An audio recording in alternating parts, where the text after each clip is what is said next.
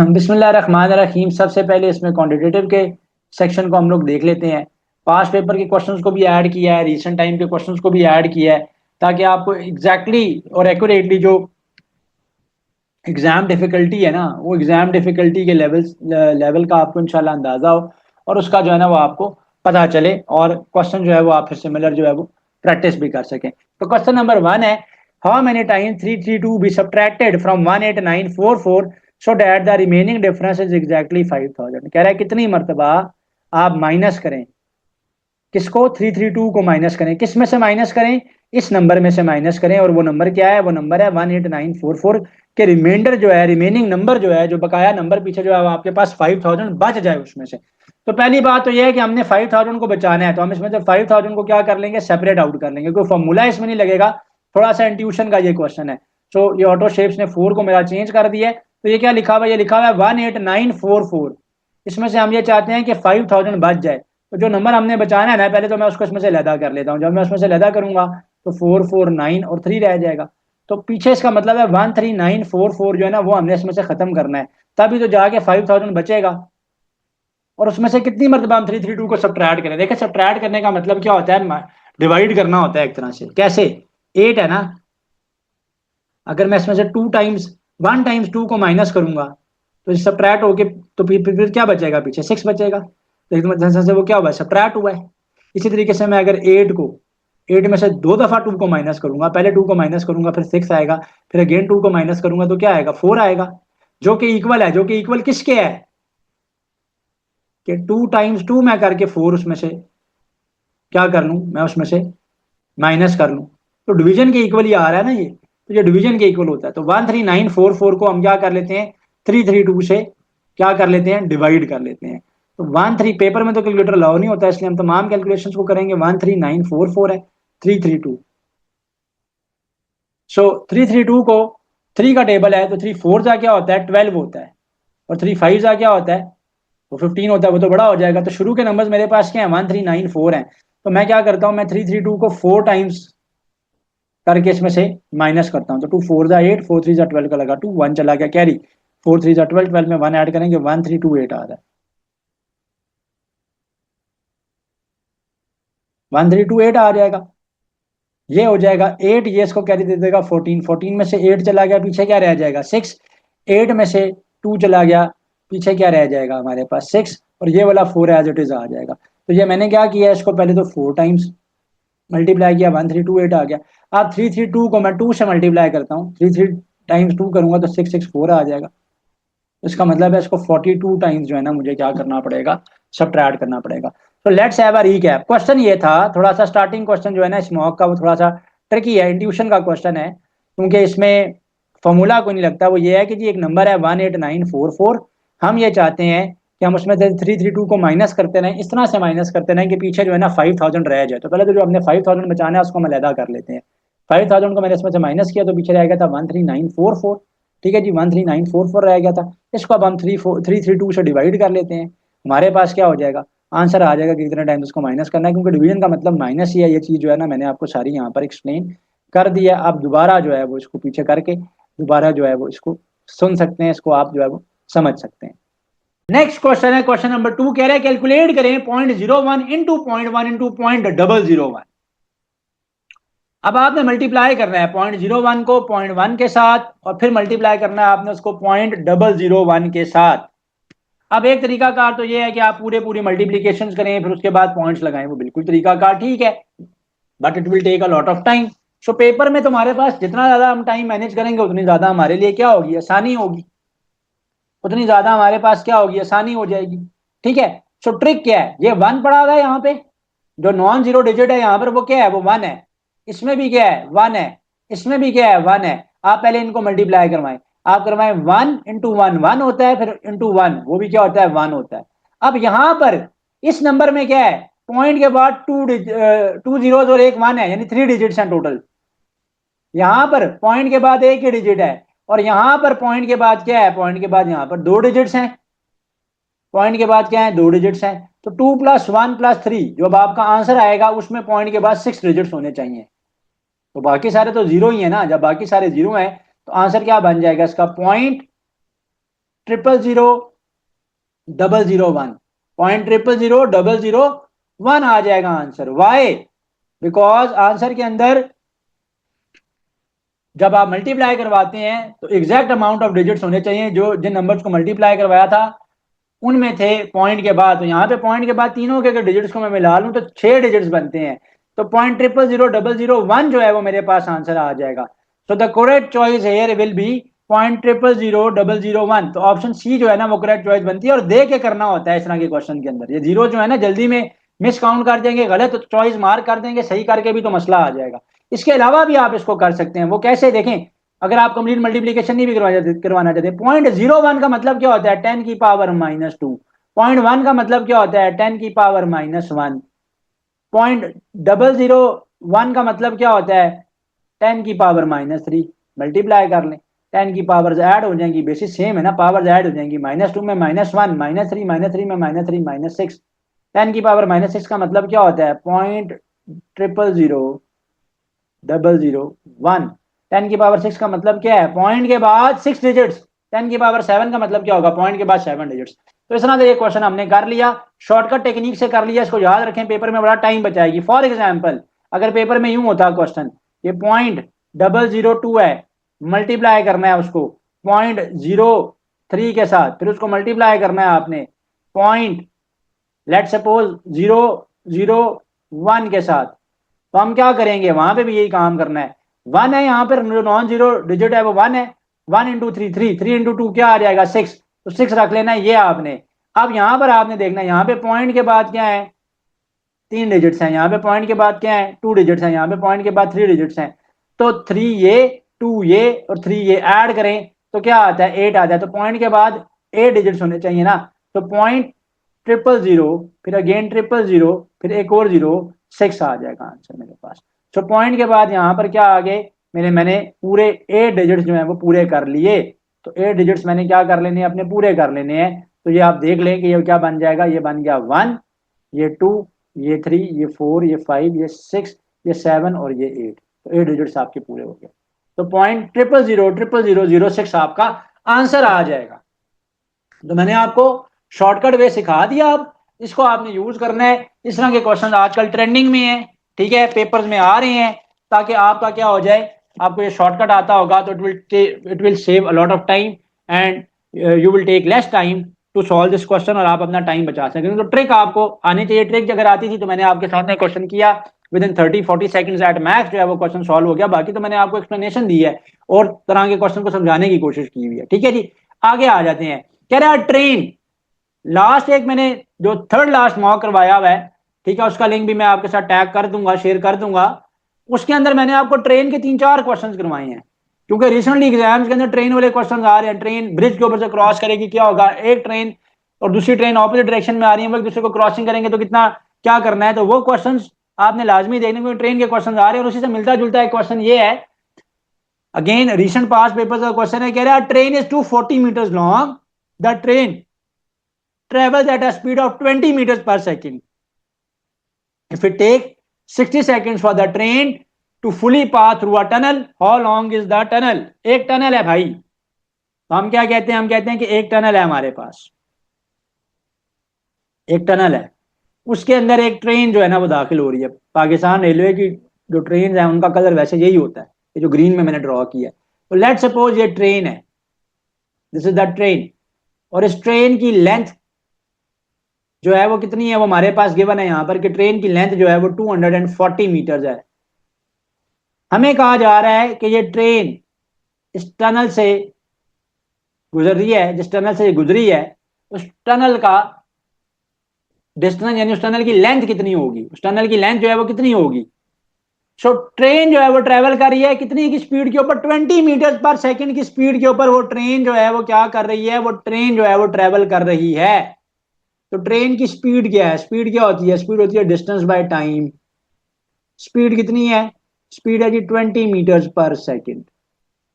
If it takes 60 seconds for the train to fully pass through the tunnel, time कितना लग रहा है, कह रहा है अगर टाइम लगता है उस ट्रेन को पास करने के लिए, टनल में से गुजरती है वो 60 सेकंड्स में, तो आप ये बताएं कि इस टनल की लेंथ कितनी है। अब ये जो टोटल डिस्टेंस बनता है, हम इस टोटल डिस्टेंस को देखेंगे पहले, क्योंकि ट्रेन की लेंथ देखी जाती है ना, ट्रेन कोई छोटी सी चीज नहीं है कि जिसकी लेंथ को इग्नोर किया जा सके। 250 मीटर जो है वो ठीक ठाक एक कंसिडरेबल डिस्टेंस है। 240 मीटर का मतलब है 0.24 किलोमीटर। तो हम ये टोटल डिस्टेंस ले लेंगे जो कि हो जाएगा x+240, ये टोटल डिस्टेंस बनता है। x+240 ये क्या बनता है, ये टोटल डिस्टेंस बनता है। तो इस तरह के केस में क्या करना है कि आपने ट्रिक ये है कि आपने टोटल डिस्टेंस ले लेना है। टनल वाले केस में कि एक ट्रेन टनल से गुजर रही है, शॉर्टकट टेक्निक क्या है, ट्रेन प्लस टनल दोनों का डिस्टेंस ले लेना है, टोटल डिस्टेंस ले लेंगे हम लोग। और टाइम कितना है मेरे पास, टाइम है मेरे पास 60 सेकेंड्स, टोटल टाइम ले लेंगे 60 सेकेंड्स। हमने ये बताना था ना कि टनल की लेंथ कितनी है, तो स्पीड यहां पर गिवन है 20 मीटर पर सेकंड की, यहां पर फॉर्मूला में हम वैल्यूज प्लग इन कर देते हैं। तो स्पीड की जगह पे स्पीड प्लग इन करूंगा मैं, 20 आ गई। टाइम की जगह पे मैं टाइम प्लग इन करूंगा, टाइम लगा है 60 सेकंड्स। टोटल डिस्टेंस बनता है ये बनता है टनल प्लस ट्रेन का डिस्टेंस जो कि है 240। क्रॉस मल्टीप्लाई कर लेंगे इसको, 6 2 जा 12, 6 2 जा हो गया 12, एक जीरो ये और एक जीरो ये, 1200 मीटर आ गया यहाँ पर। x+240 ये बचा, x थी टनल की लेंथ, तो ये जो 240 है लेफ्ट साइड पे चला जाएगा, जाकर माइनस हो जाएगा। जब ये माइनस होगा तो x की वैल्यू क्या आ जाएगी, 960 मीटर आ जाएगी। सो x की वैल्यू क्या आ गई है, x की वैल्यू जो है वो 960 मीटर आ गई है। सो x की वैल्यू क्या आ गई है, 960 मीटर आ गई है। तो x की जो वैल्यू आई है वो 960 मीटर आई है टनल की लेंथ। तो जब भी टनल वाला क्वेश्चन आए, ब्रिज वाला क्वेश्चन आए, आपने टोटल शॉर्टकट क्या है कि आपने टोटल डिस्टेंस लेना है, ट्रेन प्लस आपने लेना है उस टनल का या ब्रिज का डिस्टेंस लेना है, फिर आपने सॉल्व करना है, फिर जिसका भी डिस्टेंस निकालना है। सिंपल फॉर्मूला है, इसमें स्पीड का ही यूटिलाइज हो रहा होगा, चाहे डिस्टेंस गिवन हो, चाहे टाइम गिवन हो, चाहे स्पीड या टाइम गिवन हो, जैसे इस केस में था। दो ट्रेन एक दूसरे को क्रॉस कर रही हैं, उस केस में भी आपने यही करना है कि दोनों की टोटल लेंथ को ऐड कर लेना है। तो ये शॉर्टकट टेक्निक है टनल, ब्रिज या टू ट्रेन की क्रॉसिंग की के क्वेश्चन की। जब एक पोल को ट्रेन क्रॉस कर रही है उसकी ट्रिक क्या है, तो मैंने बताया कि जो मॉक मैंने आपको टैग किया है उसको आपने देखना है। A father is 3 times as old as a son, age वाले क्वेश्चंस बड़े पॉपुलरली अगेन क्वांटिटेटिव के पोर्शन में आ रहे हैं। A father is 3 times as old as a son, ठीक है। After 15 years the father will be twice as old as his son's age at that time, what is the father's present age. कह रहा है कि father जो है अभी अपने बेटे की एज का 3 टाइम्स है। तो फादर की एज को मैं कहता हूं एफ है, सन की एज को मैं कहता हूं एस है। तो फादर की एज जो है वो बेटे की एज का 3 टाइम्स है। सो एफ फादर की अभी की एज है और एस सन की अभी की एज है। After 15 years the father will be twice as old as his son's age at that time. 15 सालों के बाद जो फादर की एज होगी वो तब की जो एज होगी उनके सन की उसका ट्वाइस हो जाएंगे। सो अगर अभी फादर की एज एफ है तो 15 ईयर्स के बाद फादर की एज क्या हो जाएगी, f+15। सन की एज क्या हो जाएगी, s+15। एंड तब वो क्या होंगे, फादर जो होंगे वो बेटे की एज का ट्वाइस होंगे। तो ये तो सन की टोटल एज तब की है, इसका ट्वाइस हो जाएंगे, मल्टीप्लाई बाय 2 करेंगे, जैसे यहाँ पर मल्टीप्लाई बाय 3 किया था। हमने एफ फाइंड आउट करना है, फादर की जो करंट एज है, जो प्रेजेंट एज है, वो हमने फादर की जो ना हमने फाइंड आउट करनी है। ज्यादा ही डार्क हो गया तो फादर की प्रेजेंट एज जो है ना वो हमने फाइंड आउट करनी है। एफ की वैल्यू बेसिकली हम लोगों ने निकालनी है कि क्या है। सो फर्स्ट इक्वेशन से क्या आ रही है, एफ की वैल्यू क्या आ रही है, फर्स्ट इक्वेशन से एफ की वैल्यू आ रही है 3s। यहां पर प्लग इन कर दें आप लोग 3s, तो ये हो जाएगा 3s+15 अपनी जगह पे। ब्रैकेट्स को क्विकली ओपन कर लेते हैं, 2s+30 आ जाएगा। 2s को लेफ्ट साइड पे ले जाएंगे, 3s में से 2s चला जाएगा पीछे, s आ जाएगा। 15 को राइट साइड पे ले जाएंगे, माइनस कर लेंगे, 30 में से 15 माइनस हो जाएगा तो पीछे अगेन 15 ही आ जाएगा। सो सन की अभी की एज जो है वो 15 है, और अभी जो फादर है वो अपने बेटे की एज का क्या है, वो अपने बेटे की एज का, अपने सन की एज का जो है वो थ्राइस है, 3 टाइम्स है। तो फादर की अभी की एज क्या आ जाएगी, 3 × 15 आ जाएगी। एंड 3 × 15 जब हम करेंगे तो वो आ जाएगी 45 ईयर्स। सो करंटली जो फादर है 45 ईयर्स के। एज के क्वेश्चन को आपने निग्लेक्ट नहीं करना, इनको छोड़ना नहीं है, पेपर में लाजमी आते हैं। कह रहा है rectangle is 14 centimetre long and 10 centimetre wide if the length is reduced by x centimeters and its width is increased by x centimeters to form a square. How does its area change? तो ये कहा जा रहा है आपको कि आपके पास एक रेक्टेंगल है जिसकी लेंथ जो है वो 14 सेंटीमीटर है और उसकी विड्थ जो है वो 10 सेंटीमीटर है। लेंथ में जो है वो x का रिडक्शन आ रहा है, x वैल्यू उसकी रिड्यूस की जा रही है, और विड्थ में उसी नंबर x का इजाफा किया जा रहा है कि अब वो रेक्टेंगल नहीं रहा बल्कि वो क्या बन गया है, वो एक स्क्वायर बन गया है। तो आप ये बताएं कि एरिया का चेंज जो है वो कितना होगा, एरिया का चेंज जो है वो कितना होगा। तो मैं पहले ड्रॉ करता हूं कि पहले ये क्या चीज है। तो भाई पहले ये एक रेक्टेंगल है और बाद में ये क्या बन गया है, बाद में ये एक स्क्वायर बन रहा है, बाद में ये एक स्क्वायर बन रहा है। हमने ये बताना है कि एरिया का चेंज जो है वो कितना होगा, यहाँ पे जो एरिया चेंज आएगा वो कितना होगा। तो देखें पहले क्या है, इसकी जो लेंथ है वो 14 सेंटीमीटर है, इसकी जो विड्थ है वो 10 है। सो एरिया क्या होता है, रेक्टेंगल का लेंथ इंटू विड्थ होता है, 14 इंटू 10 कर लेंगे तो 140 आ जाएगा। तो लेंथ इंटू विड्थ किया, 140 सेंटीमीटर स्क्वायर जो है वो इसका पहले एरिया आ गया। अब क्या किया है, अब हमने इसको स्क्वायर बना लिया। तो स्क्वायर में all four sides are equal, square में ये साइड और ये साइड इक्वल हो जाएगी। अब लेंथ में जो कमी लाई है वो x की रिडक्शन लाई है, तो अब लेंथ जो है उसकी, ये जो साइड है उसकी वो 14 माइनस एक्स हो गई है, और विड्थ में x का इजाफा आया है तो वो 10 प्लस एक्स हो गई है। और स्क्वायर के केस में क्या होता है, each side is equal to every other side. So ये साइड जो है वो इस साइड के क्या होगी, इसके इक्वल हो जाएगी। तो 14 माइनस एक्स जो है, अब यहां पर मसला क्या है कि हमें x की वैल्यू का नहीं अंदाजा, तो 14 माइनस एक्स और 10 प्लस एक्स एक दूसरे के साथ क्या हो जाएंगे, इक्वल हो जाएंगे। माइनस एक्स को यहाँ पर ले जाते हैं, ये आ जाएगा 2x, यहाँ पर आ गया 2x, 10 को हम दूसरी तरफ ले जाएंगे, 14 में से 10 जो है वो चला जाएगा, पीछे 4 आ जाएगा, x की वैल्यू 2 आ जाएगी। इसका मतलब है कि 14 माइनस एक्स करूं तो जो स्केयर बना है उसकी हर साइड कितनी है, 12 है, ये भी 12 है, और 10 प्लस एक्स किया तो ये भी 12 ही है। स्केयर का एरिया क्या आएगा, x का स्केयर यानी 12 इंटू 12, 12 का स्केयर क्या आ गया, 144 centimetre square. Why, because square के केस में हर साइड इक्वल होती है ना, तो ये भी 12 है, ये भी 12 है, सो 12 इंटू 12 किया तो क्या आ गया, 144 सेंटीमीटर स्केयर आ गया।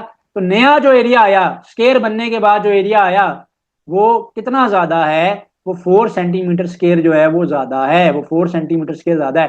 क्योंकि जब ये एक रेक्टेंगल था तो एरिया कितना आ रहा था, एरिया आ रहा था 140 सेंटीमीटर स्केयर। अब जब ये एक स्केयर बन गया है तो एरिया जो है वो 144 सेंटीमीटर स्केयर जो है वो आ रहा है। सो अब जो इंक्रीज आ चुका है by 4 centimetre square. Moving on to question number 6, a motorcycle stunt driver rides around the vertical walls of a circular well at an average speed of 54 kilometre per hour for 5 minutes. एक motorcycle stunt driver है जो कि vertical walls के around जो है एक well के अंदर जो है वो चल रहा है, और उसकी स्पीड कितनी है, स्पीड जो है वो उसकी है जी 54 किलोमीटर पर आवर, और वो 5 मिनट्स के लिए चला है। कह रहा है कि अगर रेडियस ऑफ द वेल जो है, the radius of the well is 5 metres, what is the total distance covered. So जो टोटल डिस्टेंस कवर्ड होगा वो कितना होगा। सो यहाँ पर क्या है कि एवरेज स्पीड जो है वो कितनी है, एवरेज स्पीड जो है 54 किलोमीटर पर आवर की है, और सर्कुलर वेल में वो कितना चला है, 5 मिनट्स के लिए चला है।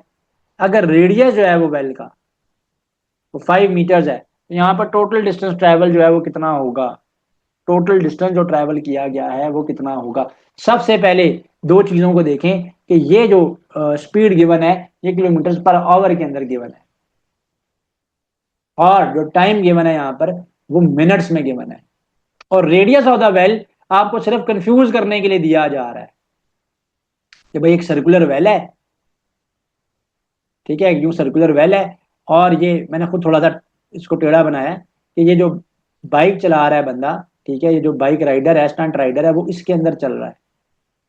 इसके अंदर जितना भी वो चलेगा, जब उसकी स्पीड भी गिवन है, टाइम भी गिवन है, तो जितना डिस्टेंस उसने ट्रैवल किया है वो तो हमारे पास आ जाएगा, हमें तो इशू नहीं है, तो डिस्टेंस तो हमारे पास आ जाएगा ना। तो यहाँ पर सिर्फ रेडियस ऑफ द वेल देकर एग्जामिनर आपको कंफ्यूजन का शिकार करना चाह रहा है कि आप सोचेंगे कि रेडियस का क्या करना है, तो रेडियस को हमने बॉदर ही नहीं करना। हमारे पास स्पीड प्रेजेंट है, ठीक है, हमारे पास स्पीड गिवन है वो है 54 किलोमीटर पर आवर, हमारे पास टाइम गिवन है 5 मिनट्स है, और स्पीड का फॉर्मूला क्या होता है, that is distance by time. तो स्पीड क्या आ जाएगी, स्पीड आ जाती है डिस्टेंस डिवाइडेड बाय टाइम। तो स्पीड तो आ जाएगी डी बाई टी, मिनट्स को हम लोग कन्वर्ट कर लेंगे इनटू आवर्स, ठीक है। सो ये देखना है, तो एक मिनट के अंदर, एक आवर के अंदर जो है वो 60 मिनट्स होते हैं, तो 5 मिनट्स हैं, ठीक है। उसको आवर में कन्वर्ट करने के लिए 60 से जब मैं डिवाइड करूंगा तो टाइम कितना आ जाएगा, 1/12 आवर आ जाएगा। तो टाइम आ जाएगा मेरे पास 1/12 आवर। अब हम इसको फॉर्मूला में प्लग इन कर लेते हैं। तो स्पीड यहाँ पर गिवन थी 54 किलोमीटर पर आवर की, डिस्टेंस हमने निकालना है वो है x, टाइम कितना है, टाइम है जी 1/12, टाइम कितना है जी, टाइम जो है वो 1/12 है। सो 1/12 ये उधर जाएगा, जाकर मल्टीप्लाई हो जाएगा, x की वैल्यू क्या आ जाएगी, 54 इंटू 1/12 आ जाएगी, 54 इंटू 1/12 आ जाएगा। कैंसिल कर लेते हैं हम लोग इसको, ठीक है। 6 के टेबल से पहले कर लेते हैं, 6 टू जा एंड 6 नाइन जा, 9/2 कितना होता है, 4.5 होता है ना।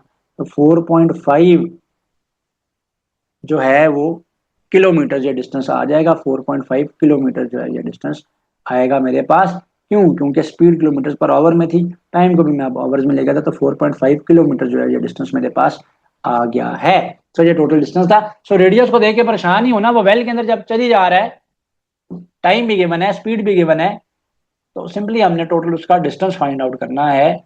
और स्पीड क्या होती है, डिस्टेंस बाय टाइम, डिस्टेंस क्या हो जाएगा, स्पीड इनटू टाइम। बस ख्याल किस बात का रखना है कि टाइम मिनट्स में था, उसको आवर्स में लेकर जाना था। रेशो का एक तरह से क्वेश्चन है, कह रहे on a map 1 centimetre correspond to an actual distance of 40 kilometre. एक मैप है, उस मैप के ऊपर जो 1 सेंटीमीटर का डिस्टेंस है, वो 1 सेंटीमीटर का जो स्केल है वो 40 किलोमीटर को बेसिकली रिप्रेजेंट कर रहा है।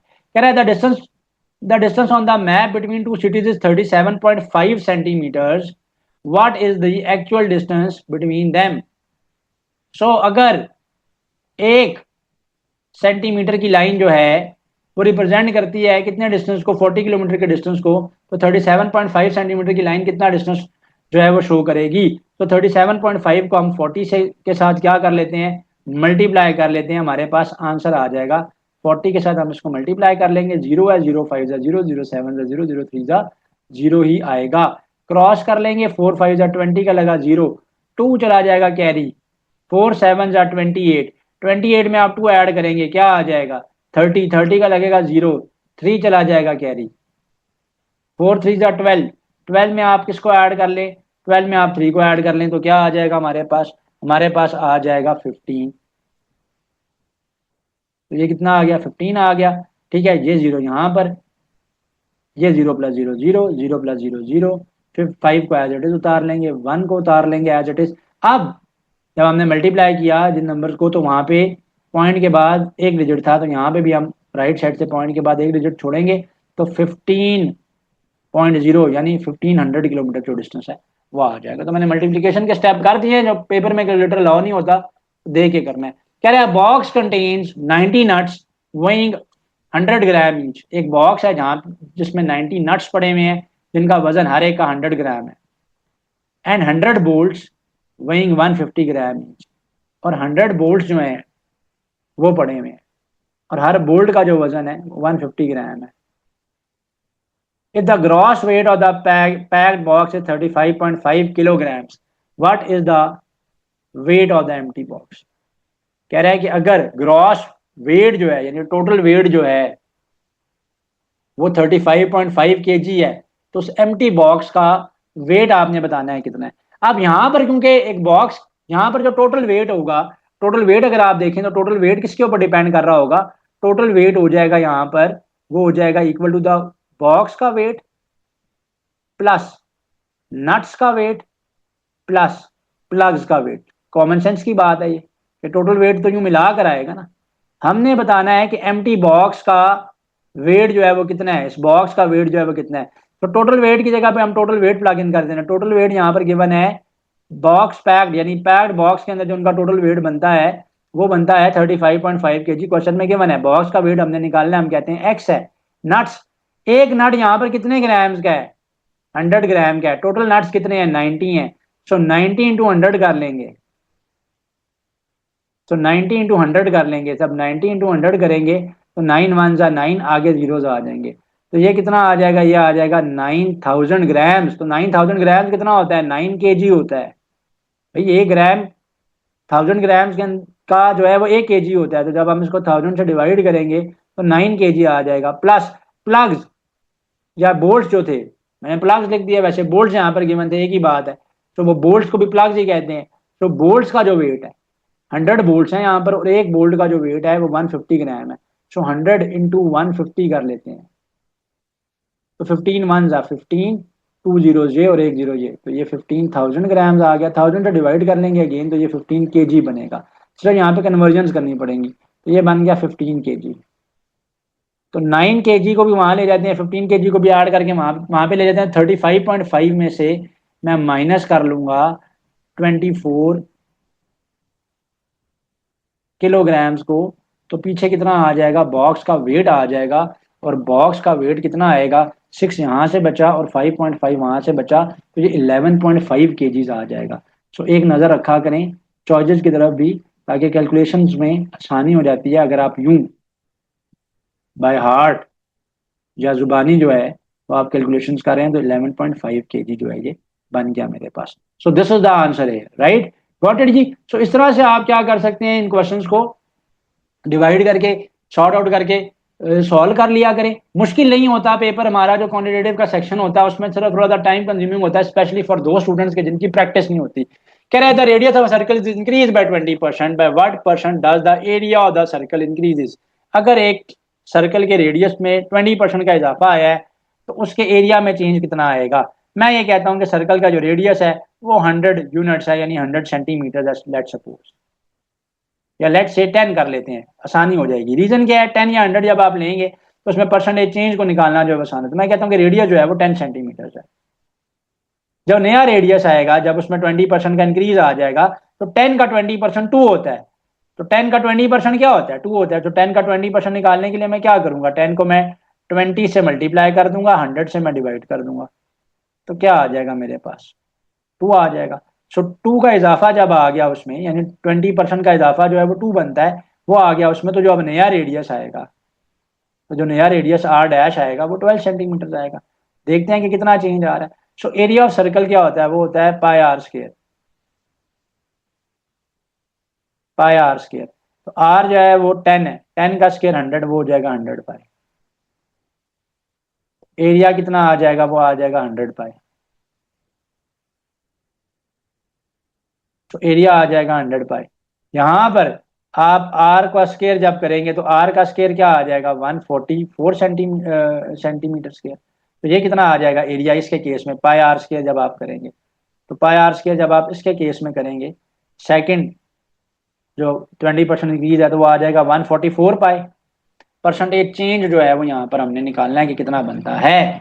परसेंटेज चेंज जो है वो यहाँ पर 44% बनता है। करके देख लें, परसेंटेज चेंज निकालने के लिए हम क्या करेंगे, वैसे तो अपेरेंटली नजर आ रहा है। परसेंटेज चेंज निकालने के लिए ऊपर आप हमेशा रखा करें डिफरेंस, शॉर्टकट फॉर्मूला। मैंने फॉर्मूला वाले लेक्चर में बताया, वैसे मैं कहता हूँ सारे फॉर्मूला रिवाइज करें। ऊपर आप रखेंगे डिफरेंस, नीचे आप क्या रखेंगे, नीचे आप रखेंगे जो ओरिजिनल वैल्यू थी। तो नीचे आपने क्या रख लेनी है, नीचे आपने ओरिजिनल वैल्यू ले लेनी है, इंटू 100 कर लेंगे। इंटू 100 कर लेंगे तो आपके पास क्या आ जाएगा, आंसर आ जाएगा। So difference divided by original value into 100। तो ऊपर डिफरेंस कितना आ रहा है, 144 पाई में से 100 पाई माइनस करेंगे, 44 पाई आ जाएगा। नीचे मेरे पास कितना आ जाएगा, नीचे मेरे पास 100 पाई आ जाएगा, इंटू 100 कर लेंगे, तो पाई पाई के साथ कैंसिल हो जाएगा, 100 के साथ कैंसिल हो, तो 44% का ही चेंज है ना। तो मैंने फिर भी आपको समझाने के लिए कर दिया percentage change, percentage increase decrease, percentage profit या परसेंटेज लॉस निकालना हो तो शॉर्टकट टेक्निक एक ही है, डिफरेंस को ऊपर रखें, ओरिजिनल वैल्यू को नीचे रखें, इनटू 100 कर लें, you will get the answer. So question 10 है कि a plot of land is shaped as a trapezium with parallel sides A B is equal to 9 metres, C D is equal to 30 metres, slanted side A D is equal to 13 metres and perpendicular height B is equal to 12 metres. What is the total perimeter of the plot. So हमने क्या निकालना है, हमारे पास एक shape का plot given है, जिसकी ये साइड जो है वो ए बी है और ए बी की लेंथ जो है वो 9 मीटर्स गिवन है। इसकी ये जो साइड है, ये जो साइड है ये बी सी है, इसकी हमें कोई लेंथ गिवन नहीं है। अगर हम इसको देखें तो इसकी कोई वैल्यू यहाँ पर गिवन नहीं है, बी सी हमने फाइंड आउट करना है। सिमिलरली ये जो इस पूरी फिगर का बेस बनता है, इस पूरी प्लॉट का जो बेस बनता है, उसकी लेंथ गिवन है वो 30 मीटर्स है।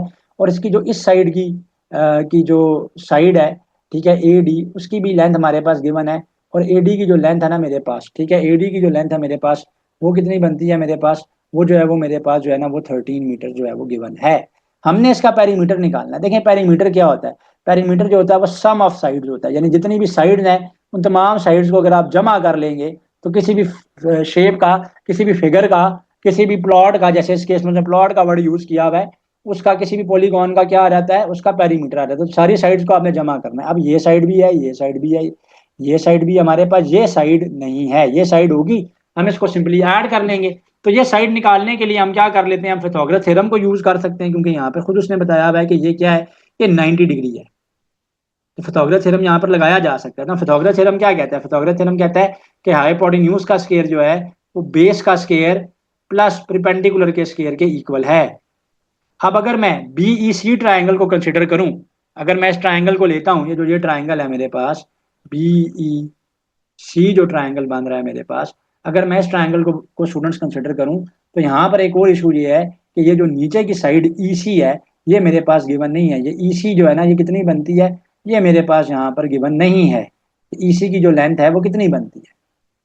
अब इसी की लेंथ निकालना जो है ना वो बहुत ज़्यादा क्या है, वो क्रूशल है, वो बहुत ज़्यादा ज़रूरी है। वो मेरे पास होगी तभी जाके मैं साइड बीसी को फाइंड आउट कर सकूंगा और मैं पेरीमीटर जो है वो निकाल सकूंगा, क्योंकि पेरीमीटर क्या है, सम ऑफ साइड्स है। और पेरीमीटर कैसे आएगा, पेरीमीटर आएगा अगर आप साइड ए बी की लेंथ में साइड बी सी की लेंथ को ऐड कर देंगे। पूरी बेस तो गिवन है आपके पास जो कि डी से लेके यहाँ सी तक है, डी से लेके यहाँ पर सी तक है, डी सी है, ठीक है। ये और ये साइड ए डी आप ऐड कर लेंगे। प्रॉब्लम ये है मेरे पास यहाँ पर कि मेरे पास बी सी यहाँ पर गिवन नहीं है, बीसी मेरे पास नहीं है। अब बीसी निकालने के लिए मुझे पहले जो है ना ये ई सी, नीचे वाली साइड ई सी निकालनी पड़ेगी। ये जो यहाँ से लेकर यहाँ तक ये साइड ई सी है ये निकालनी पड़ेगी। अच्छा, अगर ये साइड 12 है, ये साइड जो है अगर 12 है, तो मैं अगर यहाँ से यहाँ ड्रॉ करूँ तो ये भी क्या आएगा, ये भी तो 12 आएगा, ये भी 12 आ जाएगा। और अगर ये ऊपर वाली साइड 9 है, तो ये नीचे वाली इतनी सी भी साइड क्या आ जाएगी मेरे पास, इतनी सी ये साइड भी तो मेरे पास फिर नीचे तो इतनी सी है। लेट से इस पॉइंट से लेकर इस पॉइंट तक की, एक्स से लेकर एक्स डैश पॉइंट तक की, ये अगर ऊपर 9 है ए बी, तो ये ए बी के पैरेलल है, तो ये भी 9 मीटर्स आएगी। तो इसका मतलब ये है कि अगर मैं इस ट्राइंगल को देखूं तो इस ट्राइंगल में मैं ये साइड डी एक्स निकाल लूंगा। ये जो ये साइड मेरे पास बनती है, ये जो ये साइड मेरे पास बनती है, इसको मैं येलो में हाईलाइट कर रहा हूँ, डी एक्स ये मैं निकाल लूंगा, ठीक है। क्योंकि ये 12 है, ये सामने वाला 12 है, तो ये भी क्या हो गया, ये 12 हो गया, और ये 13 है। पहले तो ये जो ट्राइंगल ए एक्स डी बना है ना, इस ट्राइंगल ए एक्स डी के ऊपर जो है ना वो मैं क्या लगा लेता हूँ, ऑटो शेप ने इसको मिक्स ही कर दिया, ठहरे। ए एक्स डी जो है ना, ट्राइंगल ए एक्स डी के अंदर मैं साइड डी एक्स पहले निकाल लेता हूँ। तो इसके ऊपर जब मैं फिथागोरस थ्योरम लगाऊंगा तो फिथागोरस थ्योरम क्या कहता है, वो कहता है हाइपोटेन्यूज का स्क्वायर, हाइपोटेन्यूज इसमें एडी बनती है, एडी का स्क्वायर इक्वल टू बेस का स्क्वायर, बेस यहाँ पर डी एक्स बनती है, डी एक्स का स्क्वायर प्लस परपेंडिकुलर, परपेंडिकुलर यहाँ पर ए एक्स बनती है, यानी ए एक्स का स्क्वायर। ये डी एक्स का स्क्वायर जो है वो मैंने निकालना है। वैल्यूज को प्लग इन कर लेते हैं। ए डी की वैल्यू जो है वो 13 है, ये 13 का स्क्वायर हो जाएगा। डी एक्स का स्क्वायर जो है ना वो डी एक्स का स्क्वायर होगा, ए एक्स का स्क्वायर जो है वो मेरे पास क्या है, 12 है, तो ये उधर चला जाएगा। 13 का स्क्वायर जो है वो 169 है, 169 में से 12 का स्क्वायर जो है ना हम वहां पर ले जाएंगे, 12 का स्क्वायर जो है 144 बनता है, वो आ जाएगा डी एक्स का स्क्वायर। सो ये नेक्स्ट स्टेप में 169 में से जब आप 144 को माइनस करेंगे पीछे 25 आ जाएगा, दोनों तरफ आप अंडर रूट ले लेंगे, तो डीएक्स का अंडर रूट, डीएक्स स्क्वायर का अंडर रूट क्या आ जाएगा, डीएक्स की वैल्यू आ जाएगी जो कि क्या आ जाएगी, 5 मीटर आ जाएगी। तो ये जो इतनी सी साइड है ये 5 मीटर है। और ये जो टोटल थी, ये टोटल तो 30 है, ये टोटल तो 30 है, यहाँ से यहाँ तक तो 30 है। 30 में से अगर ये हिस्सा 9 है और ये वाला हिस्सा 5 है, तो पीछे रिमेनिंग कितना रह जाएगा, 9 और 5 को मैं ऐड करता हूँ, तो 9 और 5 को मैं ऐड करता हूँ 14 आ जाएगा। 30 में से 14 को माइनस करूंगा, तो ये जो इतनी सी बेस है मेरे पास ये 16 मीटर्स आ रही है यहाँ से लेके यहाँ तक, यानी ये जो साइड एक्स डैश सी है ये 16 मीटर्स आ रही है। अब इस 16 मीटर्स को मैं यूज करते हुए ये बीसी जो है ना वो मैं फाइंड आउट करूंगा। अगेन फिथागोरस थ्योरम लगाएंगे, क्वेश्चन में कुछ भी नहीं है, सिर्फ क्वेश्चन लेंथ ही है। सो हाइपोटेन्यूज का स्क्वायर इक्वल टू बेस का स्क्वायर, बेस यहाँ पर 16 है, वो 16 का स्क्वायर हो गया, प्लस परपेंडिकुलर का स्क्वायर, परपेंडिकुलर यहाँ पे 12 है, वो 12 का स्क्वायर होगा, 16 का स्क्वायर जो आ जाएगा 256, 12 का स्क्वायर आ जाएगा 144, ये आ जाएगा बीसी का स्क्वायर। हम अंडर रूट ले लेते हैं, 256 में 144 को ऐड करेंगे तो 400 आ जाएगा, ठीक है। तो बीसी का स्क्वायर है, तो बीसी की वैल्यू जो है ना, BC की वैल्यू जो है वो कितनी है, वो आ गई है 20 मीटर्स, 20 आ गई है। ये हो गया मेरे पास अब 20, सबको ऐड कर देते हैं। 13 में 9 ऐड करेंगे, 13 में 9 ऐड करेंगे तो 13 में 9 ऐड करने पे ये आएगा 22, 22 में ये 20 ऐड हो जाएगा 42, और 42 में ये 30, ये नीचे वाली साइड 30 थी, ठीक है ना। ये मैं आपको यहाँ से रिमूव करता हूँ, 30 थी पूरी साइड यहाँ से लेके यहाँ तक। तो अब सारी साइड्स आ गई है ना, तो सब बाहर वाली जो साइड्स हैं, जो एक्सटर्नल साइड्स हैं, उन सबको हम ऐड करेंगे। तो ये मेरे पास क्या आ जाएगा कि ये मेरे पास ये आ जाएगा, ये साइड नीचे वाली 30, ये 13, ये 9, और ये आ गई है मेरे पास 20। तो ये जब सारी की सारी ऐड हो जाएंगी, तो सारी की सारी ऐड हो जाएंगी तो 72 मीटर जो है वो मेरे पास आंसर आ जाएगा। तो क्वेश्चन ये मुश्किल नहीं था, क्वेश्चन ये थोड़ा सा लेंथी था, क्योंकि इसके अंदर 2 दफा पिथागोरस थ्योरम लगाना पड़ा है। उसके अलावा और कोई इसमें शॉर्टकट या कोई इस तरह की टेक्निक नहीं है, वरना हम उसको यूज कर लेते, जैसे मैं आपको अक्सर क्वेश्चन के अंदर शॉर्टकट टेक्निक जो है वो बता रहा हूँ। नेक्स्ट क्वेश्चन है, कह रहा है 4 concentric circles with radius with radii x, 2x, 3x and 4x। तो 4 सर्कल्स हैं मेरे पास, और उन सर्कल्स की लेंथ जो है रेडियस की, वो एक की x है, अगले की 2x है, थर्ड की 3x है, और लास्ट की 4x है। वो कह रहा है कि 2 डिस्टेंट रिंग्स बनाते हैं। रिंग ए जो है वो रेडियाई x और रेडियाई 2x के बीच में बन रहा है, और रिंग बी जो है वो किसके बीच में बन रहा है, वो 3x और 4x के बीच में बन रहा है, ठीक है। तो एक जो है ना सर्कल है और एक उसके बाहर सर्कल है, तो बीच में उनके क्या बन रहा है, बीच में उनके क्या बन रहा है, ये थोड़ा सा एलिप्स बन गया है, तो इसको कंप्लीट जो है वो सर्कल बना लेते हैं, ठीक है। तो दोनों सर्कल्स के बीच में क्या बन रहा है, वो रिंग बन रहा है, ठीक है। तो एक जो रिंग बन रहा है वो इन दोनों रेडियाई के सर्कल्स के बीच में, और एक जो रिंग बन रहा है वो इन दोनों रेडियाई वाले सर्कल्स के बीच में है। अब सर्कल का एरिया क्या होता है, सर्कल का जो एरिया होता है उसका फॉर्मूला होता है पाई आर स्क्वायर। तो पहला जो सर्कल है, सर्कल नंबर जो 1 है, उसका जो रेडियस है वो x है, तो उसका सर्कल 1 का जो एरिया आ जाएगा A1, वो कितना आ जाएगा, वो पाई एक्स स्क्वायर आ जाएगा। सर्कल 2 का जो रेडियस है वो 2x स्क्वायर है, तो जब वो 2x है तो 2x का स्क्वायर करेंगे तो 4x स्क्वायर आ जाएगा, तो वो आ जाएगा 4x स्क्वायर पाई। इसको भी मैं रीअरेंज कर लेता हूँ, इसको मैं लिख लेता हूँ x स्क्वायर पाई। तो एक जो रिंग बनी है वो इन दोनों के बीच में बनी है। तो रिंग कैसे आएगी, रिंग कैसे निकालेंगे हम, रिंग का ये जो शेडेड रीजन बन रहा है रिंग का, ये हम कैसे निकालेंगे। उसके लिए हम इस पूरे सर्कल के एरिया में से, इस पूरे सर्कल के एरिया में से ये जो अंदर वाला सर्कल बन रहा था ये वाला, इसके एरिया को माइनस करेंगे तो पीछे जो मैंने येलो में शेड किया शेडेड रीजन ये आ जाएगा। तो A2 माइनस A1 करके ना मैं पहले रिंग 1 का जो है ना एरिया निकालता हूँ। रीजन क्या है, क्योंकि एग्जामिनर कह रहा है रेशो बताएं रिंग ए और रिंग बी के एरिया की। तो रिंग ए जो है वो A2 और A1 के बीच में है, तो A2 में से A1 को माइनस कर लेंगे। 4x स्क्वायर पाई में से जब मैं x स्क्वायर पाई को माइनस करूंगा तो पीछे क्या रह जाएगा, पीछे रह जाएगा 3x स्क्वायर पाई।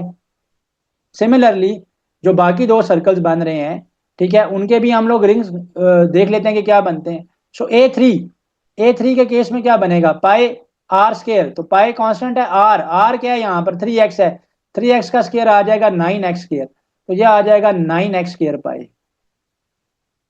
A4 जो है उसके केस में रेडियस कितना है 4x है, तो 4x का स्क्वायर क्या हो रहता है 16, तो वो आ जाएगा 16x स्क्वायर पाई। अब जो इन दोनों के बीच में रिंग बनेगा वो इन दोनों के डिफरेंस से आएगा। तो 16x स्क्वायर पाई में से मैं जब 9x स्क्वायर पाई को माइनस करूंगा तो पीछे क्या रह जाएगा, 7x स्क्वायर पाई रह जाएगा। तो एक है 3x स्क्वायर पाई, दूसरा जो है वो 7x स्क्वायर पाई है। तो पाई पाई के साथ कैंसिल हो जाएगा, एक्स स्क्वायर के साथ कैंसिल हो जाएगा, रेशो जो है वो पीछे 3:7 आ जाएगी। सिर्फ वर्डिंग ट्रिकी है इस क्वेश्चन की, क्वेश्चन ओवरऑल जो है वो सीधा है, थोड़ा सा देख के करना है, स्क्वायर लेने हैं और कुछ भी नहीं है, एरिया का फॉर्मूला जो है वो प्लग इन करना है इसमें। क्वेश्चन 12 आ गया। क्वेश्चन 12 के अंदर है ए 3/p is equal to 6 and 3/q is equal to 15, what is the value of p minus q। p minus q की वैल्यू क्या होगी, अगर अगर 3/p की वैल्यू जो है वो 6 है और 3/q की जो वैल्यू है वो 15 है। तो मेरे पास जो नंबर यहाँ पर गिवन है या जो वैल्यू यहाँ पर गिवन है वो 3/p इज इक्वल टू 6 है एक। इसका मैं रेसिप्रोकल ले लेता हूँ। रेसिप्रोकल जब मैं लूंगा तो दोनों तरफ मैं इन्वर्ट करूंगा, दोनों तरफ मैं इन्वर्ट करूंगा। लेफ्ट साइड पे जब इन्वर्ट होगा तो वो p/3 आ जाएगा, और यहां पर जब रेसिप्रोकल होगा तो 1/6 आ जाएगा, राइट। सेकंड वैल्यूज मेरे पास या सेकंड टर्म मेरे पास क्या है, वो है 3q is equal to 15, 3/q is equal to 15। ये क्या आ जाएगा, ये आ जाएगा q/3 is equal to 15। Q by three is equal to 15 आ जाएगा। अब हमने पी माइनस क्यू निकालना है, मैंने इसलिए इन्वर्ट किए हैं, पी माइनस क्यू निकालना है, तो मैं इस इक्वेशन में से इस इक्वेशन को माइनस कर लूंगा, तो पी बाई थ्री में से क्यू बाई थ्री माइनस हो जाएगी, लेफ्ट साइड में से लेफ्ट साइड माइनस होगी, राइट साइड में से राइट साइड माइनस हो जाएगी, तो पी में से क्यू टर्म माइनस हो रही है, तो यहाँ पे राइट साइड पे 1/6 में से 15 का भी तो रेसिप्रोकल लेना था ना, 15 का जब रेसिप्रोकल लिया था तो वो हो गया 1/15, हो गया 1/15, तो साथ माइनस कर देंगे हम लोग यहाँ पर 1/15, राइट जी। एलसीएम 3 आएगा तो नीचे 3 है, ऊपर किसी को कुछ भी नहीं मिलेगा, ऊपर आ जाएगा पी माइनस क्यू। 6 और 15 का एलसीएम ले लेंगे, तो 15 और 6 का हम क्या कर लेते हैं, एलसीएम ले लेते हैं। 3 के टेबल में दोनों आते हैं, 3 5 जा 15, 3 2 जा 6। अब आगे 5 के साथ आएगा, और फिर ये जो नेक्स्ट है वो 2 के साथ ही आएगा, तो ही जाकर काम जो है वो कंप्लीट होगा। तो 3 5 जा 15, 15 2 जा 30, तो एलसीएम क्या आ गया 30। 6 5 जा 30, 5 1 जा 5, 15 2 जा 30, 15 में से 2 को क्या कर लेंगे, माइनस कर लेंगे, 3/30 आ जाएगा, 3/30 आ जाएगा, 3 1 जा 3, 3 10 जा 30, तो ये क्या हो गया, ये हो जाएगा p minus two, left side पे पड़ा हुआ divided by 3 is equal to 1/10 आया है मेरे पास, यहाँ पर 3 यहाँ पर डिवाइड हो रहा है, वहां पर जाकर क्या हो जाएगा, क्रॉस मल्टीप्लाई हो जाएगा, तो p माइनस क्यू की वैल्यू मेरे पास क्या आ जाएगी, 3/10 आ जाएगी।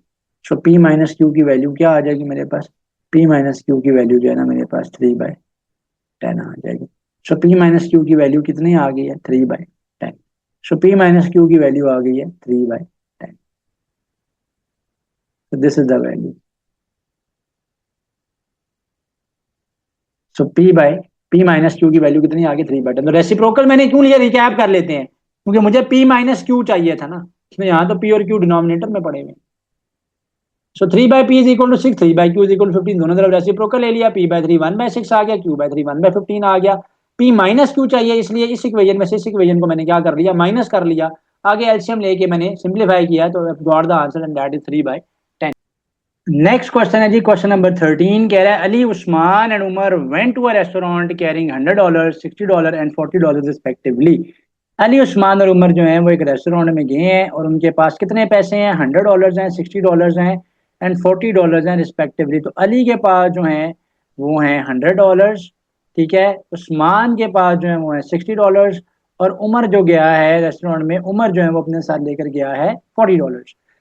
The bill was $104 and they left a $16 tip. तो जो वहां पर खाने का बिल आया है वो $104 आया है, और उन्होंने $16 जो है वो टिप भी प्रोवाइड की है वहां पे सर्वर्स को। If they split the total cost in proportion the cash each carried, कह रहे हैं कि अगर वो अपने बिल को स्प्लिट करते हैं उस प्रपोर्शन में, उस रेशो में, कि जो कैश वो अपने साथ लेकर गए हैं, तो प्रपोर्शन का मतलब क्या है, ratio, proportion to the cash carried, ratio to the cash carried. How much more money did Ali pay than Umar, Ali ने कितने पैसे ज्यादा पे किए हैं उमर की निस्बत। सो अली ने कितनी अमाउंट पे की है मोर देन उमर, सो ये हमने बताना है, ठीक है जी। सो अली उस्मान और उमर ने कितने कितने अमाउंट जो है वो स्पेंड किया है, पहले हम वो देख लेते हैं कि उनकी रेशो क्या बनती है। सो अली है फर्स्ट जो है, सेकंड जो है वो क्या है, वो उस्मान है, थर्ड जो है वो उमर है। तो देखते हैं हम उनकी रेशो क्या बनती है। तो उनकी रेशो बनती है $100, रेशो $60, रेशो $40। तो रेशो पहले हम फाइंड आउट करके उनकी प्रोपोर्शन लेते हैं, जीरो जीरो के साथ कैंसिल, जीरो जीरो के साथ कैंसिल, 2 5 जा 10, 2 3 जा 6, 2 2 जा 4 आ जाएगा। सो 5:3:2 में आगे अली उस्मान और उमर के पैसे आ गए हैं। रेशोइंग फैक्टर निकाल लेते हैं, रेशोइंग फैक्टर जो है मैं उसको एक्स सपोज करता हूँ, तो टोटल जो इनका सम बनेगा, पहले का 5x, क्योंकि अली ने स्पेंड किए हैं 5x, ठीक है, और उस्मान ने स्पेंड किए हैं 3x, और उमर ने स्पेंड किया 2x, तो x रेशियो फैक्टर आ गया। टोटल ऐड कर लेते हैं, 5x में 3x और 2x ऐड हो जाएगा, तो जो टोटल इनकी स्पेंडिंग आ जाएगी वो 10x के इक्वल जो है वो आ जाएगी। और जो टोटल उन्होंने स्पेंड किया है, वो टोटल उन्होंने स्पेंड कितना किया है, उन्होंने $104 फूड के ऊपर स्पेंड किया है, और $16 की जो है वो उन्होंने टिप दे दी है। तो टोटल जो उन्होंने स्पेंडिंग की है वो $120 की है। तो जो जहाँ पे टोटल स्पेंडिंग हुई है वो $120 की है, 104 में 16 को ऐड कर लेंगे। सो $120 ये आ गया, यहाँ पर आ गया मेरे पास 10x, 0 0 के साथ कैंसिल हो जाएगा, x की वैल्यू जो है वो 12 आ गई। तो रेशियोइंग फैक्टर x जो है वो कितना आ गया, वो 12 आ गया है। अब हमने क्या बताना है, हमने ये बताना है कि अली ने कितने ज्यादा पैसे दिए हैं उमर की निस्बत। सो हम अली की अमाउंट देख लेते हैं, अली ने कितनी अमाउंट स्पेंड किया। तो अली का रेशियोइंग फैक्टर 5x बनता है, तो x की वैल्यू तो 12 आई है, 5 × 12 कर लेंगे। तो अली ने स्पेंड किए हैं भाई $60 इन टोटल, ये अली की स्पेंडिंग है, तो ये आ गई अली की स्पेंडिंग। ठीक हो गया। अब हम देखते हैं कि उमर ने कितना स्पेंड किया है। सो उमर ने 2x स्पेंड किया है। सो उमर की जो स्पेंडिंग आ जाएगी, उमर की जो स्पेंडिंग आ जाएगी वो 2x करेंगे तो x की वैल्यू 12 आई है, 2 × 12 कर लेंगे तो 2 × 12 करने पे वो आ जाएगी $24। सो वो आ जाएगी मेरे पास $24। दोनों का फर्क कितना है, $60 में से आप $24 को माइनस कर लेंगे, पता चल जाएगा कि दोनों का डिफरेंस कितना है। तो $60 में से जब मैं $24 को माइनस करूंगा तो पीछे क्या आ जाएगा, पीछे मेरे पास $36 जो है वो आ जाएगा। सो क्वेश्चन इजी था, रिसेंट पास पेपर का क्वेश्चन है, इसको लाजमी देखना है आपने। और इस तरह से अब प्रोपोर्शन में ट्विस्ट आ सकता है, लेकिन चीजें क्लियर हैं, रेशो ही निकालनी है, कोई बड़ा काम इसमें नहीं करना था। नेक्स्ट क्वेश्चन की तरफ चलते हैं। Distance covered by a car travelling at a constant speed of 80 kilometre per hour for 3 hours and 30 minutes. एक गाड़ी जो है वो 3 घंटे और 30 मिनट्स के लिए चली है, कितनी की स्पीड के साथ चली है, वो चली है 80 किलोमीटर पर आवर की स्पीड के साथ। ये 3 आवर्स 30 मिनट्स, तो 3 आवर 30 मिनट्स क्या बनते हैं, 3.5 आवर्स बनेंगे, 3.5 आवर्स बनेंगे। तो ये बनेंगे 3.5 आवर्स, तो ये 80 आ गया, 80 को मल्टीप्लाई कर लेंगे 3.5 से, 5 0 5 8 40 का 40 आ गया, क्रॉस कर लेंगे 3 0 0, 3 × 24 कर लेंगे, 3 × 8 करेंगे तो 24 आ जाएगा, 0 0 8 और 2, राइट साइड पे डिजिट से पॉइंट लगेगा, तो 280 किलोमीटर का डिस्टेंस ट्रेवल हुआ है। देख के करना है। 3 आवर 30 मिनट्स का मतलब क्या बनता है, 3.5 घंटे, 3.5 आवर्स बनता है। Moving on to the next question, if 6 workers can complete a project in 15 hours, how many hours will it take 10 workers to complete the same project. तो 6 लोग काम करते हैं 15 आवर्स में, 10 वर्कर्स कंप्लीट कर देंगे सेम प्रोजेक्ट कितने time में, उसी रेट पर। तो गिवन डेटा को, इसका शॉर्टकट क्या है, इसका शॉर्टकट मैंने बताया हुआ है कि गिवन डेटा को मल्टीप्लाई कर लें। तो गिवन डेटा क्या है, 6 लोग 15 घंटे में काम कर लें, 6 × 15, 10 वर्कर्स कितने में काम करेंगे, जो पूछा गया उसके लिए जो वैल्यू दी गई है उसे डिवाइड कर लें, अननोन आ जाएगा आपके पास। अननोन यहाँ पर क्या है कि कितने आवर्स लगेंगे, कितना टाइम लगेगा। तो इस तरह के केस में शॉर्टकट क्या है, गिवन डेटा को मल्टीप्लाई करें, आस्ट वैल्यू से पूछें। किस केस में, जिस केस में इनवर्स का रिलेशनशिप है, यहाँ पर इनवर्स का रिलेशनशिप है, आप वर्कर्स को ज्यादा करेंगे टाइम कम लगेगा। ठीक है, तो 5 वेरिएबल से कैंसिल कर लेते हैं, 5 3 15, 5 2 10, 2 के साथ फर्दर कैंसिल कर लेंगे, 3 3 9 आवर्स लगेगा। तो पहले जो काम 6 लोग 15 आवर्स में कर रहे थे, अब अगर आपके पास 10 वर्कर्स हैं, 10 लोग हैं, तो वो ये काम जो है वो टोटल 9 आवर्स के अंदर जो है वो करेंगे। सो 9 आवर्स के अंदर जो है वो ये काम करेंगे। आंसर आ गया जी हमारे पास। आगे चलते हैं, what is the sum of the sequence. Sum of the sequence हमने निकालना है कि क्या आएगा। तो ये अर्थमेटिक सीक्वेंस है, अर्थमेटिक सीक्वेंस में होता है जिसमें टर्म जो होती हैं वो क्या हो रही होती हैं, वो ऐड होकर जनरेट हो रही हैं। तो 5 में 5 ऐड हुआ, 10 फिर आगे फिर 5 ऐड हुआ, तो सब में 5 ऐड हो रहा है, सब में क्या ऐड हो रहा है, 5 ऐड हो रहा है। तो सब में क्या ऐड हो रहा है, 5 ऐड हो रहा है। तो सम ऑफ एपी का फॉर्मूला क्या होता है, एस एन का फॉर्मूला क्या होता है, एस एन का फॉर्मूला होता है n/2 into A plus L, A plus L, A1 या ए जो है वो first term, L last term, N total number of terms. तो 5 के मल्टीपल्स अगर पढ़े हुए हैं 5000 तक, तो 5 को 1000 से मल्टीप्लाई करें तो 5000 आता है ना। तो एन तो मैंने यूं निकाल लिया कि एन की वैल्यू बनती है 1000, तो ये हो जाएंगे 1000 डिवाइडेड बाई 2। A1 कितनी है, वो पहली टर्म है, लास्ट टर्म कितनी है, वो 5000 है। तो ये तो हो जाएगा कैंसिल, पीछे आ जाएगा 500,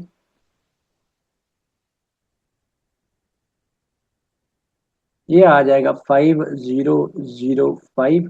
क्रॉस मल्टीप्लाई, क्रॉस क्या मल्टीप्लाई करेंगे, आपस में ही मल्टीप्लाई कर लें। तो आपस में हम मल्टीप्लाई कर लेते हैं, ठीक है, मैं मल्टीप्लिकेशन कर देता हूँ। जो आप लोगों को होता है ना कि जी पेपर में कैलकुलेटर लाओ, नहीं मसला होता है, कोई मसला नहीं होता, टेबल्स आने चाहिए। और तरीके से किया करें। ये देखें, जीरो के साथ जब भी कोई नंबर मल्टीप्लाई होगा जीरो आएगा, zero five zero, zero zero zero, zero five zero, again zero है तो जीरो जीरो जीरो जीरो आ गया।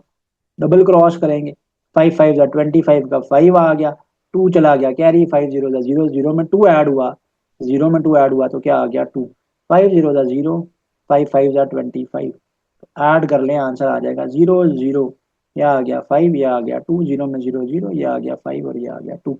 तो two five zero, two five double zero जो है वो आंसर आ जाएगा। तो two five zero, two five zero, two five double zero. So option D जो है ना वो करेक्ट चॉइस है। देख के चॉइसेस मार्क करनी है, बड़ी मिलती जुलती चॉइसेस जो है वो यहाँ पर गिवन है। फॉर्मूला आपने याद रखना है कि जब भी अरिथमेटिक सीक्वेंस का प्रोग्रेशन का ऐसी टर्म जो कि ऐड होकर जनरेट हो रही है उनका अगर आपने सम निकालना है तो n बाय टू करेंगे, n total number of terms हैं, into first term plus last term. Moving on to question 17, what is the value of x in the equation. Value of x निकालनी है आपने equation में, तो ये आ जाएगा 20/x plus 16/x is equal to 12। LCM लेंगे, LCM x ही आएगा, एलसीएम जो है वो x ही आएगा। और ऊपर एज इट इज वही टर्म्स ऐड हो जाएंगे क्योंकि दोनों की डिनोमिनेटर में सेम टर्म है और वही आई है एलसीएम में। x वहां जाकर मल्टीप्लाई हो जाएगा, दिस विल बी 12x। 20 और 16 को ऐड करेंगे क्या आएगा 36, 12 के साथ कैंसिल कर लेंगे, x की वैल्यू जो है वो 3 आ जाएगी। This one was an easy question. Moving on to next question, Khalid ranks 7th from the top and 28th from the bottom in a class test. How many total students are in the class? Khalid rank करता है, खालिद की जो position है वो 7th है, Khalid 7th position पे है class में। अगर आप उसको टॉप से देखते हैं यानी फर्स्ट से देखते हैं, फर्स्ट पोजीशन से देखते हैं आप उसको, और नीचे से जो उसकी पोजीशन बनती है, अगर आप नीचे से उसकी पोजीशन देखते हैं तो वो 28 स्टूडेंट से ऊपर है, तो वो 28 स्टूडेंट से ऊपर है। तो जब वो 28 स्टूडेंट से ऊपर वो है, और कॉमन सेंस की बात है, उससे ऊपर कितने स्टूडेंट्स हैं 6, तो 28 और 6 ऐड करेंगे तो 34 आ जाएगा। तो एक तरीकाकार ये, दूसरा तरीकाकार क्या है, दूसरा तरीकाकार ये है कि जो पोजीशंस हैं उनको आप ऐड कर लें, और क्योंकि खुद वो उस पोजीशन के ऊपर है तो दो दफा काउंट हो रहा है ना, ऊपर से काउंट हो रहा है तो 7th पोजीशन है, नीचे से काउंट हो रहा है 28 पोजीशन, तो एक -1 कर लें उसमें से, तब भी आपके पास आंसर आ जाएगा 34th पोजीशन जो है वो उसकी बनेगी। ठीक हो गया जी। Moving on to the next question, question number 19 है, if 15% of a number is 45, what is the 40% of the same number।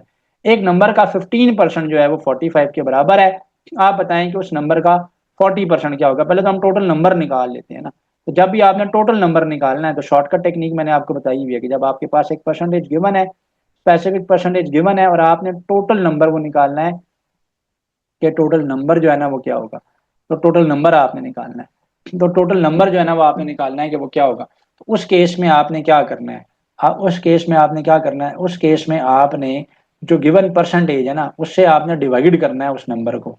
तो 45 को आप गिवन परसेंटेज 15 से डिवाइड कर लेंगे एंड मल्टीप्लाई बाय 100 कर लेंगे। तो 15 वन जा 15 थ्री जा, 3 इंटू 100 कर लेंगे तो 300 आ जाएगा। कितना आ जाएगा, टोटल नंबर आ गया 300। अब 300 का 40% निकालना है तो 300 का 40% आप निकाल लेते हैं। अब एक नंबर की स्पेसिफिक परसेंटेज निकालनी हो तो नंबर को उठाएं, जितनी परसेंटेज निकालनी है यानी 40% निकालना है, इस केस में 40 से मल्टीप्लाई कराएं और 100 से आप क्या कर लें, डिवाइड कर लें, you will get the answer. तो 4 3 जा 12 और ये जीरो अपनी जगह पे, तो 120 बन गया इसका। तो इजी पीजी क्वेश्चन था ये भी। ठीक है जी, सिर्फ दे के करने हैं, आसान क्वेश्चन के अंदर ज्यादा मिस्टेक्स हो जाती हैं। अब box contains 5 red 4 blue 3 green pens। If one pen is drawn at random, what is the probability that it is not blue। तो प्रोबेबिलिटी कैसे निकाली जाती है, प्रोबेबिलिटी हमने किसकी निकालनी है, नॉट ब्लू की। तो नॉट ब्लू की प्रोबेबिलिटी कैसे आ जाएगी, टोटल नंबर ऑफ पेन्स। ठीक है, टोटल नंबर ऑफ पेन्स आ जाएगा यहां पर नीचे, ऊपर का क्या आएगा, total number of pens which are not blue.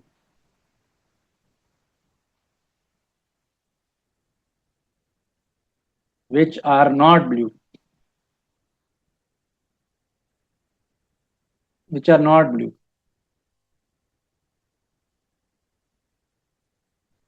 which are not blue. ठीक है, तो total number of pens which are not blue, तो टोटल पेन्स कितने आ जाएंगे, 5 और 4 9, 9 में आप 3 को ऐड करेंगे वो आ जाएगा 12, वो आ जाएगा आपके पास 12। कितने पेन इसमें से ब्लू नहीं है, which are not blue, the number of pens which are not blue, तो 5 रेड है, 3 ग्रीन है, जो नॉट ब्लू है वो 8 है, वो ऊपर आ जाएगी। प्रोबेबिलिटी क्या आ जाएगी, 1/2/3, 4 के टेबल से कैंसिल कर लेंगे, तो 4 2 जा,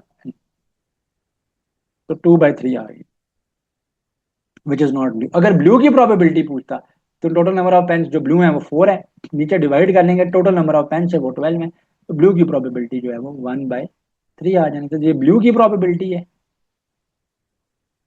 and this is the probability of not blue. तो प्रोबेबिलिटी परसेंटेज की तरह ही होता है, सिर्फ साथ हम मल्टीप्लाई बाय 100 नहीं कर रहे होते। इन सिंपल स्टूडेंट्स को प्रोबेबिलिटी में मसला है, तो याद रखने का ये सबसे आसान और इजी वे है। इसके पोर्शन में जो पहला क्वेश्चन है वो है, the driver suddenly applied the brakes when he saw a dash truck ahead of him, stationary, moving, static, immobile. अब ये थोड़ा सा कंफ्यूजिंग क्वेश्चन है, और ऐसे क्वेश्चन से जानबूझ के मैंने इस मॉक में स्टार्ट लिया है।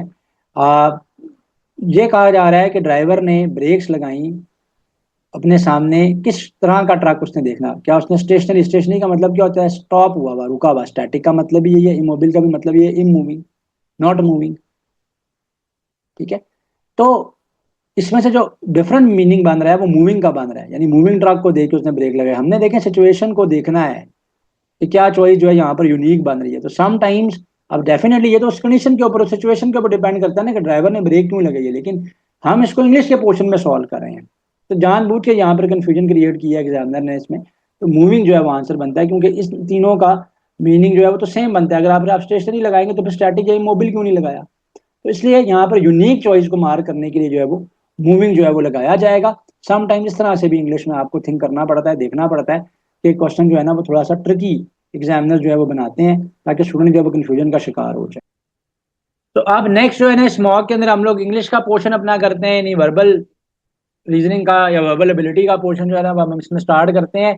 पहला क्वेश्चन है, कह रहा है the driver suddenly applied the brakes when he saw a dash truck ahead of him, the driver suddenly applied brakes when he saw a dash truck ahead of him, stationary, moving, static, immobile. देखिए stationary का भी मतलब होता है रुका हुआ, static का मतलब भी रुका हुआ, इमोबिल भी का मतलब भी क्या होता है, रुका हुआ।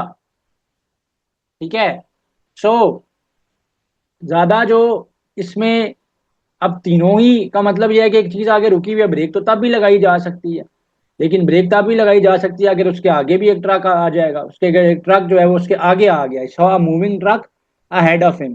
तो ज्यादा जो बेहतर इसमें फिर चॉइस बन रही है वो मूविंग की बन रही है, ऑल्दो ये बड़ा कंफ्यूजिंग सा जान के जो है ना वो मैंने स्टार्ट लिया है, ताकि ये आपको कंफ्यूजिंग लगे, तो क्योंकि इंग्लिश में समटाइम चॉइसेस बड़ी क्लोज होती हैं। Salma is much too dash to have anything to do with the obnoxious affair. Obnoxious का मतलब क्या होता है, ऑब्नॉक्शियस का मतलब ये होता है कि ऐसी चीज के जो, जिसमें आप ये कह सकते हैं कि जिसमें कोई बुराई इन्वॉल्व हो या किसी की बदनामी जो है ना वो इन्वॉल्व हो। ठीक है, आप ये कह सकते हो कि अनप्लेजेंट हो, अनोइंग हो, किसी के लिए ऑफेंसिव हो। तो क्वेश्चन नंबर 2 है, Salma is much too dash to have anything to do with obnoxious affair. Obnoxious means unpleasant, unpleasant affair, unpleasant affair. वो कहना क्या चाह रहा है, चॉइसेस में है noble, proud, happy, difficult. Salma is too much noble, noble का मतलब क्या होता है, शरीफ। Salma is too much noble to have anything to do with obnoxious affair. Question number 3 है, nearly everybody has trouble dash at one time or another, nearly everybody has trouble sleep, no, has trouble sleeping आएगा, trouble है ना, तो trouble के साथ क्या आता है, ट्रबल का मतलब क्या, मुसीबत या डिफिकल्टी को बताना चाह रहा है, तो इसके साथ आगे जो है वो जरंड आएगा। जरंड क्या होगा कि वर्ब के साथ आईएनजी होगा। Nearly everybody has trouble sleeping at one time or another, nearly everybody has trouble sleeping at one time and other. Their conversation was unsettling, for the gravity of their topic contrasted so oddly with the dash of their tone. Unsettling थी उनकी conversation, यानी वो किसी एक नतीजे पर नहीं पहुंच सके, क्योंकि जो उनके जो आपस में जो उनके, आप ये कह सकते थे कि जो लॉजिक्स की कंट्रास्ट थी वो बहुत ज्यादा थी, यानी वो एक दूसरे से ऑपोजिट बातें कर रहे थे. So orderly with the dash of their tone. Uniqueness of their tone नहीं, rapidity of their tone, lightness of their tone. क्योंकि क्योंकि बात क्या है, बात यह है कि टॉपिक बड़ा सीरियस था और सीरियस कंसर्न थे उनके, सीरियसली वो कॉन्ट्रास्टेड थे, एक दूसरे से मुख्तलिफ आरा रखते थे, एक दूसरे से ऑपोजिट राय रखते थे. लेकिन क्या है कि लाइटनेस ऑफ देयर टोन थी. कॉन्ट्रास्ट तो तब ही आएगा ना कि एक बड़ा सीरियस मसला है, एक बड़ा ग्रेव कंसर्न है किसी इशू को लेके, लेकिन वो उनकी बातों में नहीं दिख रहा. तो lightness of their tone. Dash crude hydrocarbons into such products such as gasoline and petrochemicals is the heart of the petroleum industry. Refining crude hydrocarbons into such products. जब स्टार्ट में कोई नाउन ना हो और वर्ब के साथ ING लगाया जाए, और वर्ब के साथ आईएनजी लगाकर एज अ नाउन के तौर पर ऐड कर रहा हो, एज अ सब्जेक्ट के तौर पर ऐड कर रहा हो, तो वहां पर जरन की रिक्वायरमेंट होती है. तो वर्ब है रिफाइन, उसके साथ आईएनजी लग जाता है तो रिफाइनिंग बन जाता है. Refining crude hydrocarbon into such products as gasoline and petrochemicals is at the heart of the petroleum industry. He dashed that he could speak 5 languages. He submitted, suggested, challenged या boasted. Boasted का मतलब क्या होता है? अपनी qualities को या अपनी बातों को, अपनी चीजों को बढ़ा चढ़ा कर बयान करना. तो उसने अपने बारे में ये बोस्ट किया कि भाई मुझे तो 6-7 जुबानों के ऊपर, 5 जुबानों के ऊपर जो है वो अबूर हासिल है. दो bonsai, a well known art form originated in China, it was dash by the Japanese. Bonsai क्या है? ये एक मेथड है प्लांट्स को खूबसूरत करने का. उनको उगाते हैं तो फिर वो बड़े शेप्स को उनको कंट्रोल किया जाता है. सो दो bonsai, a well-known art form originated in China, it was dashed by the Japanese, cultivated, perfected, finished, borrowed. यानी एक चीज थी जो कि स्टार्ट कहां से हुई है? चाइना से हुई है, लेकिन उसको रिफाइन किसने किया है? जापानीज ने किया है, तो परफेक्टेड आएगा. यानी बेसिकली यहां पर इसमें स्टेटमेंट क्या है? इसमें स्टेटमेंट ये है कि ये जो बॉन्साई का आर्ट है ये ओरिजिनेट हुआ है कहां से? चाइना से. लेकिन इसको और बेहतर करने वाले कौन है? जापानीज हैं, तो इसलिए परफेक्टेड आएगा. Man power is the dash means of converting other resources to mankind use and benefit. Man power is the dash means of converting other resources to mankind use and benefit. Man power क्या है? Is converting indivisible, no, indispensable. यहाँ पे suitable word है. Indispensable का मतलब होता है necessary, जरूरी, crucial, essential, very very important. तो हम उसको कहेंगे इंडिस्पेंसेबल, यानी जिसके बगैर गुजारा नहीं है, बहुत शदीद जरूरत है, वो एब्सोल्युटली नेसेसरी है. Is the indispensable means of converting other resources to mankind use and benefit. The petition before the court prayed for the dash the appointment order issued by the management. The petition before the court prayed, court में से जो चीज require की जाती है, जो demand की जाती है पिटिशन में, वो प्रेयर ऑफ दैट पिटिशन होती है. ठीक है, तो लीगल लैंग्वेज में उसको ये कहते हैं, इंग्लिश में उसको ये कहते हैं, इस तरह से लिखा जाता है. So the petition before the court prayed for dash the appointment order issued by the management for posting, no. Petition की गई ना, तो पिटिशन किसी चीज के खिलाफ की जाती है ना. ठीक है ना. क्वेश्चन आएगा यहाँ पे. क्वेश्चन का मतलब होता है कि किसी ऑर्डर को खत्म कर दिया जाए.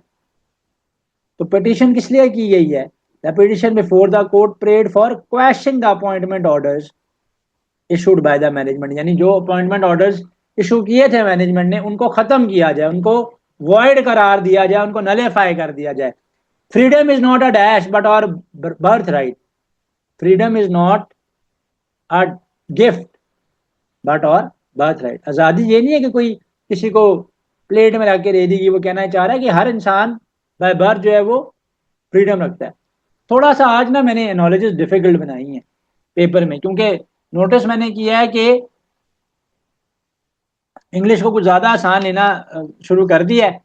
और इंग्लिश के जो है ना फिर वो मार्क्स आसान होने के बावजूद इंग्लिश में मार्क्स लूज करते हैं। ऑल्दो पेपर में डिफिकल्टी लेवल ऑफ इंग्लिश इससे मिलता जुलता भी होगा और इससे आसान भी होगा, कुछ चीज़ें मैंने थोड़ी सी ज़रा ज़्यादा डिफिकल्ट भी की हैं। अच्छा, कॉर्पुलेंस स्टाउट। कॉर्पुलेंस का मतलब क्या होता है? कॉर्पुलेंस का मतलब ये होता है मोटापा, ठीक है ना। ओबेसिटी, मोटापन, आप ये कह सकते हो। प्लम्पनेस, ठीक है। और स्टाउट,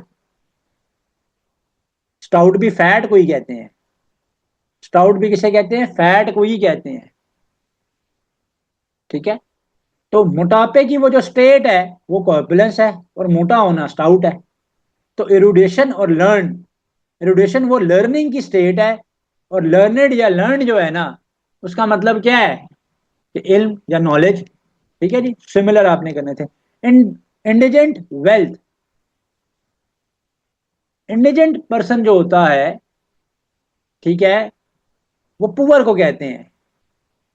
तो इनका रिलेशनशिप क्या बना? यानी a person which lakhs wealth, कि जिसके पास वेल्थ नहीं है, जिसके पास वेल्थ की कमी है, यानी अगली चीज जो मेंशन है उसकी कमी है। मैसिएटेड नरिशमेंट, नरिशमेंट का मतलब होता है कि आपकी बॉडी को प्रॉपर न्यूट्रिशन मिल रहे हो। सो जो लैक ऑफ नरिशमेंट या लैक ऑफ न्यूट्रिशनमेंट की स्टेट होती है वो मैसिएटेड होती है। तो ये उसी चीज की कमी को रिप्रेजेंट कर रहा है, तो सेम रिलेशनशिप है। रन रेस, भागा जाता है, किसमें? रेस में। रेस में क्या किया जाता है? भागा जाता है, ठीक है। सो क्या करते हैं? भागते हैं रेस में। फ्लाई करते हैं किसको? काइट को। ये ज्यादा उसका सूटेबल बनता है ना, ठीक है। सो बोट स्विम नहीं करती, बोट फ्लोट करती है। सिंक बॉटल वो तो करेगी, लेकिन ये प्रॉपर टर्मिनोलॉजी है ना। जब आप किसी रेस के अंदर हिस्सा ले रहे हैं तो बेसिकली क्या कर रहे हैं? जो उसमें पार्टिसिपेंट्स हैं वो भाग रहे हैं। इसी तरीके से अगर कोई काइट है तो काइट को क्या किया जाता है? फ्लाई किया जाता है। स्नेक फैंग, स्नेक के वो जो टीथ होते हैं जहरीले, वो फैंग्स कहलाते हैं। टीचर तो कॉलेज में वर्क करता है। स्टैग, स्टैग किसको कहते हैं? डियर को कहते हैं। उसके जो बारह सिंगे को कहते हैं। उसके जो हॉर्न्स होते हैं वो हॉर्न्स कहलाते हैं, ठीक है। ये उसी का बॉडी पार्ट है, जैसे ये उसका बॉडी पार्ट है, लेकिन ये ज्यादा क्लोजर बनता है कि वैम्पायर के क्या होते हैं? टीथ होते हैं ना। वो जो मिथिकल क्रिएचर है वैम्पायर, मूवीज में देखा ही होगा आप लोगों ने कि क्या करता है? वो ब्लड को सक करता है, खून चूसता है ना। Might right, might right, might और राइट जो है एक दूसरे के अपोजिंग कॉन्सेप्ट्स को एक तरह से कर रहे हैं। माइट वो कहा जाता है ना, इडियम है एक, के फ्रेज यूज करते हैं कि might is right. Might is right का मतलब क्या है? माइट इज राइट का मतलब ये होता है कि जिसकी लाठी उसकी भैंस, यानी जोर जबरदस्ती से कोई काम करना।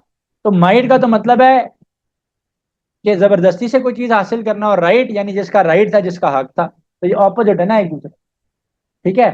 तो इसका यहां पर क्या बनेगा? यहां पर इसका बनेगा शाइनेस और बोल्डनेस। शाइनेस का मतलब क्या है? शर्म आना। और बोल्डनेस यानी ना शर्माना, बल्कि बड़ा बोल्ड होना, कोई भी काम कर गुजरना। हॉर्स कॉरेल, ठीक है। जो हॉर्स होता है ना, जहां पर उसको रखा जाता है वो जगह कोरैल कहलाती है। जैसे स्टेबल होता है, ठीक है। जैसे क्या होता है? स्टेबल होता है। स्टेबल यानी उर्दू में हम कहते हैं अस्तबल, यानी जहां पे घोड़ों को बांधा जाता है। तो एक फेंस किस्म का इंक्लोजर हो, पिंजरा नुमा एक जगह हो, जिसके इर्द गिर्द फेंसिंग की गई है, ठीक है। जहां पर क्या हो, घोड़े वगैरह बांधे जाए या कोई कैटल बांधा जाए, तो उसको कहते हैं लाइव स्टॉक को रखा जाए, ठीक है जी। ये हो गया। जो पिग्स जिस जगह पे रखे जाते हैं, हमारे यहाँ तो इसको नहीं पाला जाता, ना रखा जाता है हमारे यहाँ तो। इसको कोई अच्छा जानवर नहीं है हमारे लिए, ना तो रिलीजियसली ना सोशली। लेकिन जहां पर पिग फार्म्स होते हैं, वहां पे जहां पर इनको रखा जाता है वो पिग स्टे, स्टे वो जगह होती है, वो फेंस होती है जहां पर पिग्स को बांधा जाता है। प्रूफ अल्कोहल, प्रूफ क्या मैयर करता है? स्ट्रेंथ ऑफ अल्कोहल मैयर करता है, ठीक है। कि कोई अल्कोहल कितना ज्यादा स्ट्रांग है, उसमें कितने ज्यादा OH के मॉलिक्यूल्स पड़े हुए हैं। इसी तरीके से ऑक्टेन नंबर होता है गैसोलीन का। पेट्रोल का ऑक्टेन नंबर होता है, जो हम आम तौर पे डलवाते हैं पेट्रोल, उसका ऑक्टेन नंबर कम होता है, फिर हम उसको कहते हैं जी हाई ऑक्टेन डालें। ठीक है, जैसा मेरी गाड़ी में एक मसला है कि उसमें हाई ऑक्टेन ना डालें तो वो चेक इंजन दिखाना शुरू कर देती है। ठीक है, तो फिर वो हाई ऑक्टेन डलवाना पड़ता है। तो है तो पेट्रोल भी हाई ऑक्टेन ही, यानी फ्यूल ही है, गैसोलीन ही है। तो आम सुपर पेट्रोल या रेगुलर पेट्रोल होता है। और हाई ऑक्टेन, तो ऑक्टेन में क्या उसका नंबर है, नंबरिंग है ना उसकी, तो उसकी क्वालिटी कितनी ज्यादा है। इसी तरीके से अल्कोहल के अंदर कितना उसका स्ट्रेंथ कितनी ज्यादा है, वो उस प्रोसेस को प्रूफ कहते हैं। तो ये उसके सिमिलर है। एनिमल मंकी, एक जो है वो कलेक्टिव नाउन है, आगे जो है वो एक उसकी स्पेसिफिक टाइप है, एनिमल मंकी। ठीक है जी, सो एनिमल मंकी, सो एक कलेक्टिव नाउन है, कैटेगरी है आप ये कह सकते हैं, और एक उसका स्पेसिफिक है। तो स्टेशनरी पेंसिल, स्टेशनरी के अंदर और भी बहुत सारे रीडिंग राइटिंग आइटम्स आ जाते हैं, पेपर आ गया, पेन आ गया, मार्कर्स आ गए, कुछ भी आ गया।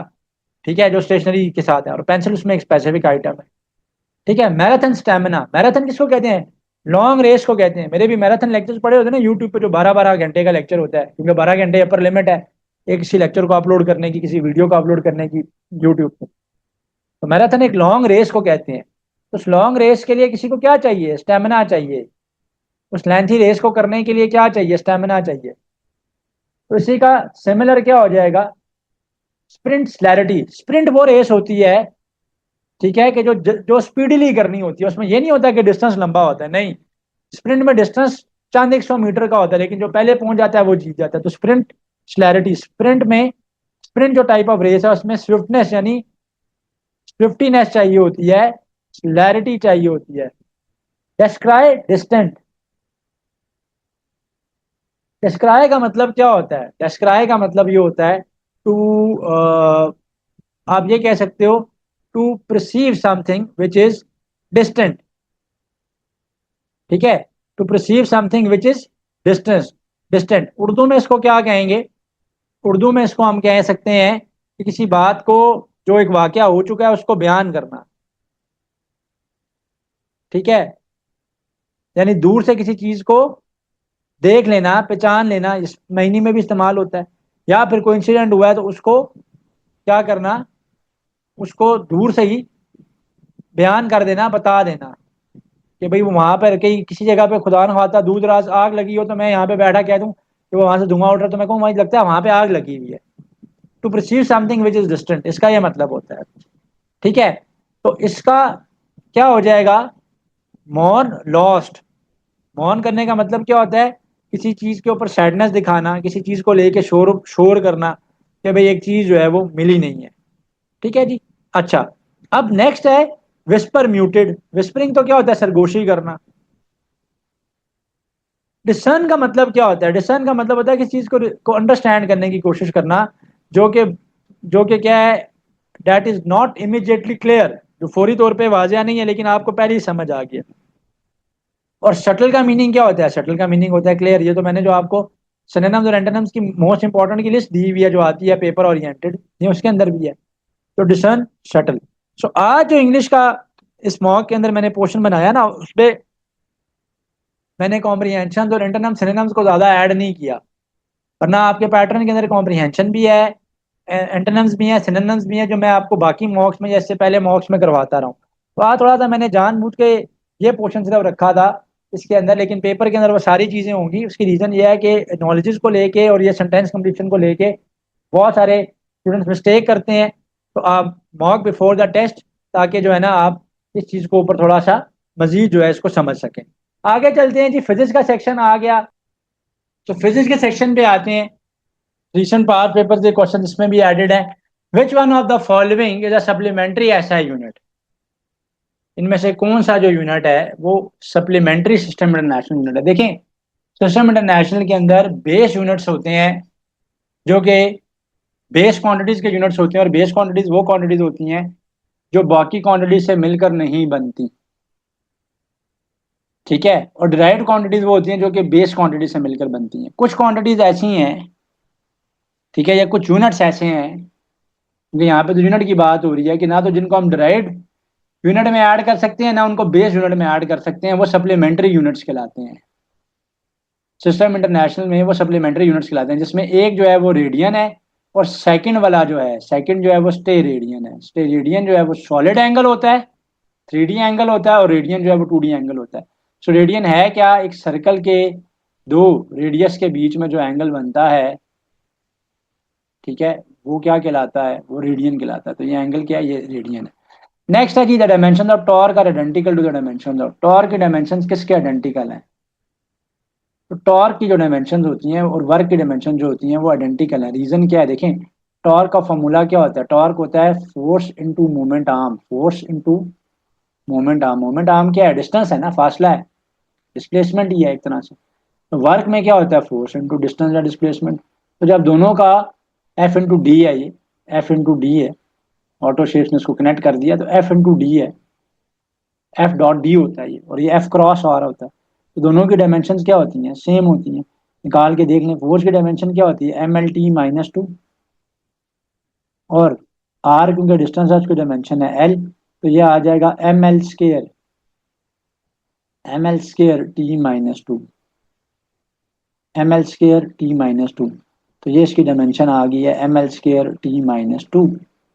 तो ये इसकी डायमेंशन आ गई है ML²T-2, राइट। सो वर्क और टॉर्क की डायमेंशन सेम है, फॉर्मूला सेम है ना, एक तरह से फोर्स और डिस्टेंस का आपस में मल्टीप्लाई हो रहा है। The slope of velocity time graph represents, देखिए स्लोप वेलोसिटी टाइम ग्राफ का rate of change of velocity बताएगा। यानी वेलोसिटी और टाइम का अगर मैं ग्राफ ड्रॉ करता हूँ, और यहाँ पर क्या है, ये जो इसकी स्लोप है इस कर्व की, यहाँ पर टाइम चलेगा, यहाँ पर वेलोसिटी v चलेगी। तो स्लोप जो होगा वो क्या बताएगा? स्लोप जो है वेलोसिटी टाइम ग्राफ का वो एक्सेलरेशन बताएगा, और इसका area under the curve distance बताएगा। तो दोनों चीजें मुख्तलिफ हैं। A projectile launch eight an angle of 45 degree achieve it's minimum height, maximum horizontal range, minimum flight time, vertical trajectory. Projectile जो होता है वो 2 डायमेंशनल मोशन जो है वो एग्जिबिट करता है।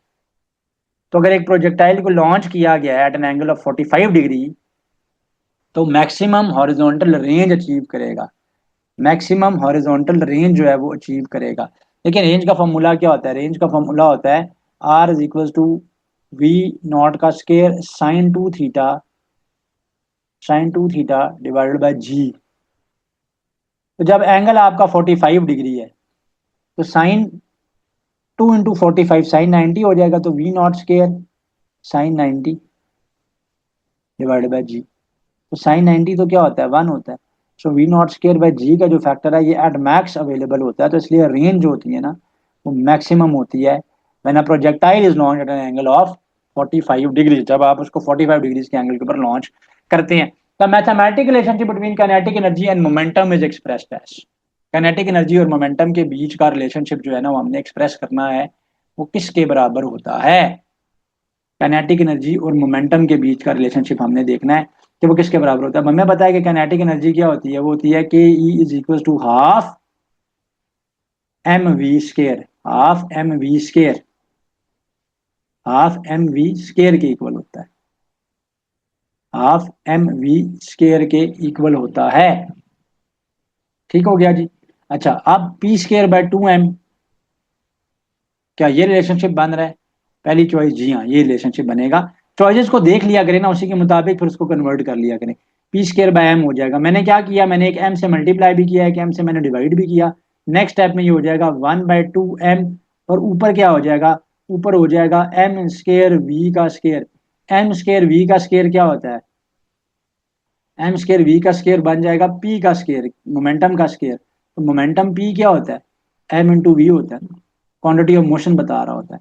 मैंने m से मल्टीप्लाई और डिवाइड क्यों किया? ताकि ऊपर m² v² बन जाए और ये वाली सिचुएशन बन जाए, क्योंकि m² v² का मतलब क्या है? mv का होल स्केयर, mv का होल स्केयर यानी p का स्केयर। तो p²/2m आ गया, तो p²/2m आ गया, ऑप्शन ए करेक्ट है। तो चॉइसेस के मुताबिक उसको हमने क्या कर लिया? कन्वर्ट कर लिया। A geostationary satellite completes 1 full orbital rotation in. Geostationary satellite जो होती हैं ये वो होती हैं कि जो कि अर्थ के साथ अपने मोशन को उन्होंने सिंक्रोनाइज किया हुआ होता है, सिंक किया हुआ होता है। तो अर्थ अपनी एक रोटेशन, ऑर्बिटल रोटेशन कंप्लीट करता है 24 आवर्स में। जियो स्टेशनरी सैटेलाइट्स भी 24 आवर्स में ही ये उसको कंप्लीट करती हैं। लास्ट पेपर का ये क्वेश्चन है, जो लास्ट टेस्ट हुआ है उसका ये क्वेश्चन है। Bernoulli's equation is a mathematical statement of the law of conservation of.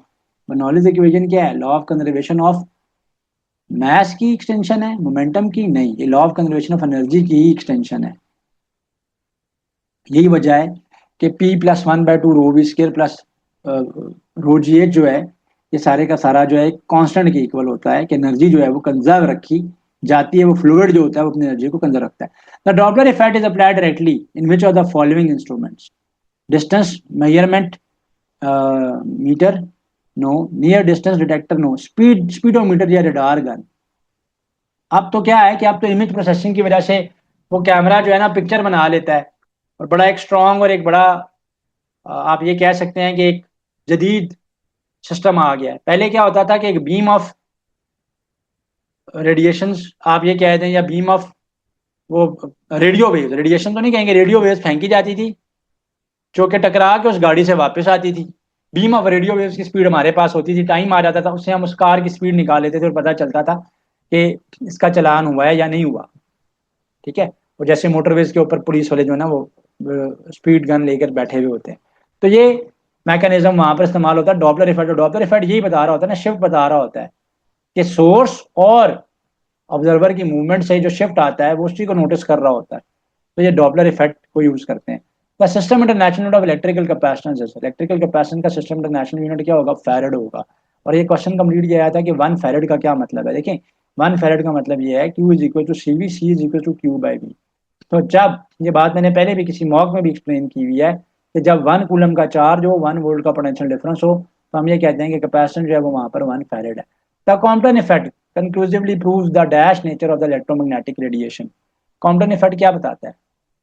Compton effect जो है वो लाइट की जो जो नेचर है, पार्टिकल या जो उसकी फोटॉन टाइप नेचर है, उसको जो है वो रिप्रेजेंट कर रहा होता है। स्कैटरिंग है ना उसके अंदर, एनर्जी और मोमेंटम है। तो लाइट की डुअल नेचर होती है, वेव नेचर भी है और पार्टिकल यानी फोटोन नेचर भी है। पार्टिकल ऑफ लाइट को फोटोन कहते हैं, पार्टिकल नेचर भी है। नेक्स्ट है, नेक्स्ट सेक्शन पे चलते हैं, केमिस्ट्री का सेक्शन है। What is the general formula for alkynes? Alkynes का जनरल फार्मूला क्या होता है? ये अल्केन्स का जनरल फार्मूला है, CnH2n+2। ये अल्केन्स का है।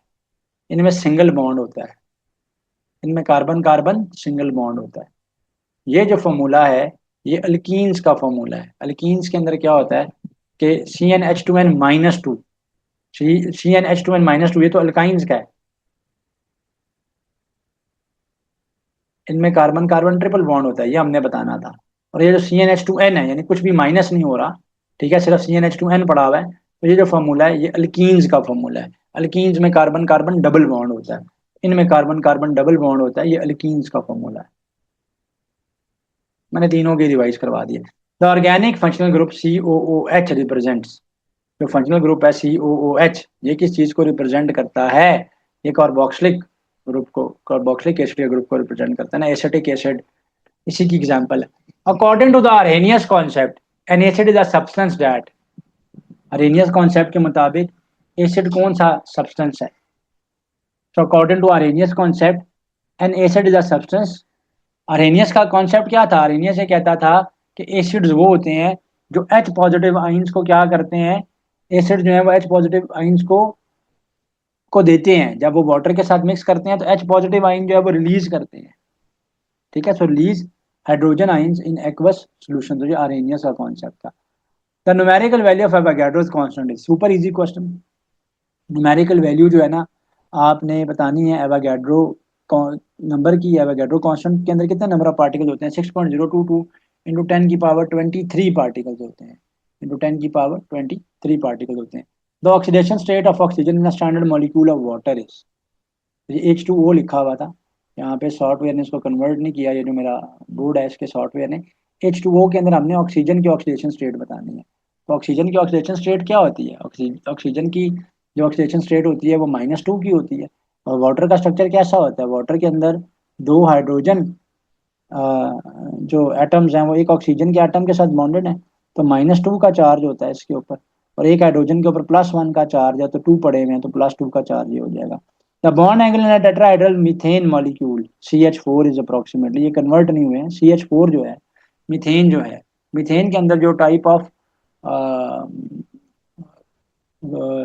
बनती है, आप ये कह सकते हैं कि टेट्राहेड्रल, क्योंकि उसका स्ट्रक्चर है। तो बॉन्ड एंगल जो होता है 109.5 डिग्रीज होता है। sp3 हाइब्रिडाइजेशन होती है इसमें। इसमें sp3 हाइब्रिडाइजेशन होती है। कोई लोन पेयर इसमें नहीं होता है। It has no lone pair. It has no lone pair. तो यस, थोड़ा सा बीच में रोड लर्निंग बेस्ड क्वेश्चन भी आते हैं। The modern periodic law state that physical and chemical properties of elements are periodic functions of their atomic numbers। भाई modern periodic table के अंदर increasing order of the atomic numbers के ऊपर arrangement हुई हुई है ना, तो वो एटॉमिक नंबर के ऊपर चल रहा होता है। The orbital hybridization of carbon atom या डायमंड लैटिसेस। कार्बन अभी ऊपर हमने मीथेन के लिए भी देखा है। तो कार्बन जो है वो टेट्राहेड्रल स्ट्रक्चर बना रहा होता है डायमंड के अंदर भी। और sp3 जो है ना वो टाइप ऑफ हाइब्रिडाइजेशन होती है, क्योंकि एक कार्बन एटम जो होता है वो चार बॉन्ड जो है वो बनाता है। Which metal catalyst is primarily use in industrial synthesis of ammonia via the Haber process. कह रहा है कि कौन सा कैटलिस्ट जो है ना वो यूज होता है in the production of ammonia via Haber process. Haber process क्या है? हैबर प्रोसेस की इक्वेशन क्या है? वो कहता है N2 + 3H2, यानी एक पार्ट नाइट्रोजन का हो और 3 पार्ट हाइड्रोजन के हो, तो वो क्या बनाते हैं? वो अमोनिया गैस बनाते हैं in the presence of a catalyst under specific pressure and temperature conditions. तो हैबर प्रोसेस के अंदर आयरन को जो है वो यूज किया जाता है, ठीक है, एज अ कैटलिस्ट। और आयरन के साथ जो है वो समटाइम्स एल्यूमिनियम को भी या एल्यूमिनियम ट्राईऑक्साइड को भी यूज किया जा सकता है।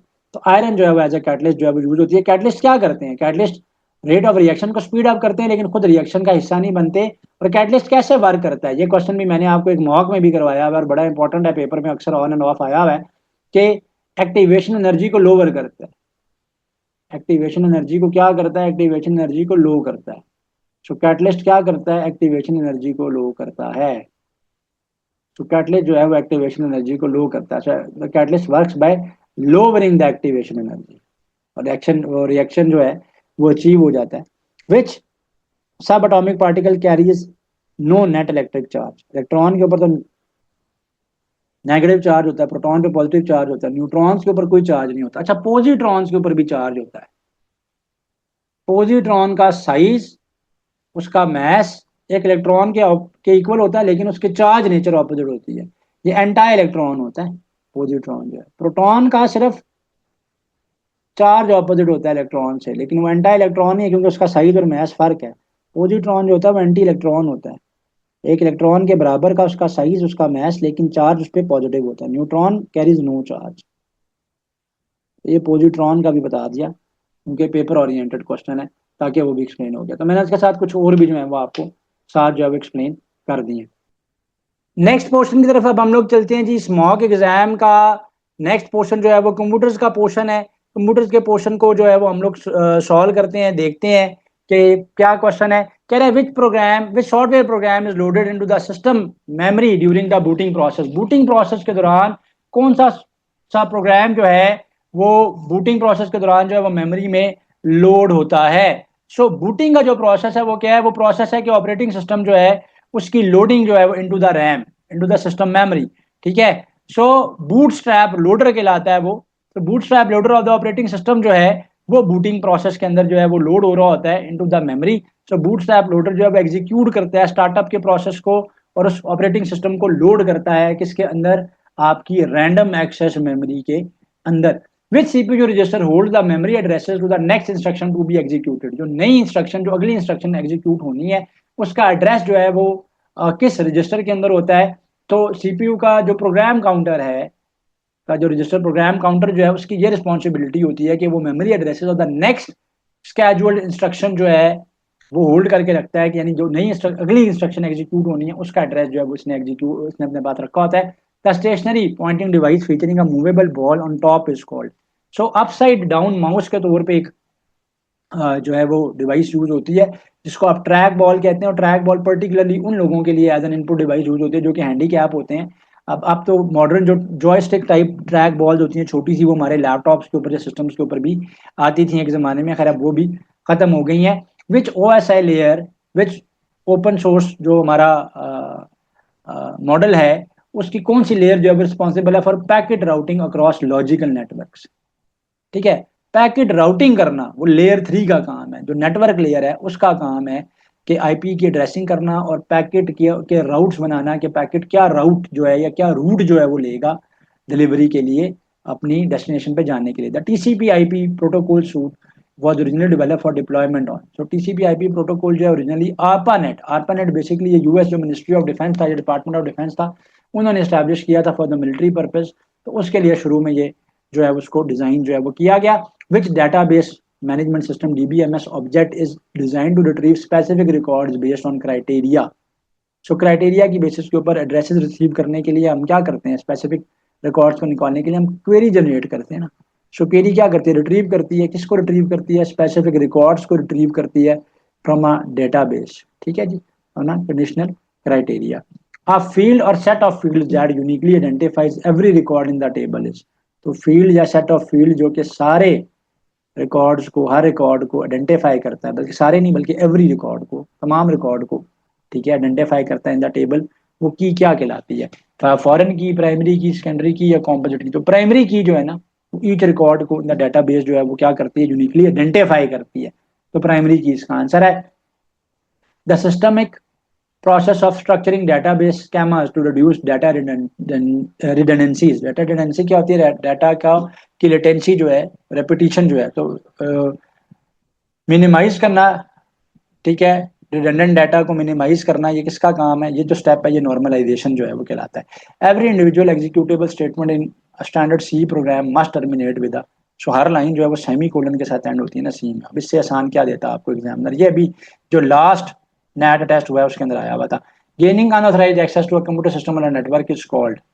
सो अनऑथराइज्ड एक्सेस किसी के कंप्यूटर सिस्टम का हासिल कर लेना, किसी नेटवर्क का हासिल कर लेना, वो क्या है, वो हैकिंग है ना, कि आपने हैक कर लिया किसी का अनऑथराइज्ड एक्सेस जो है वो आपने ले लिया है। तो यहाँ पर हमारा कंप्यूटर का सेक्शन जो है Like, comment, and subscribe.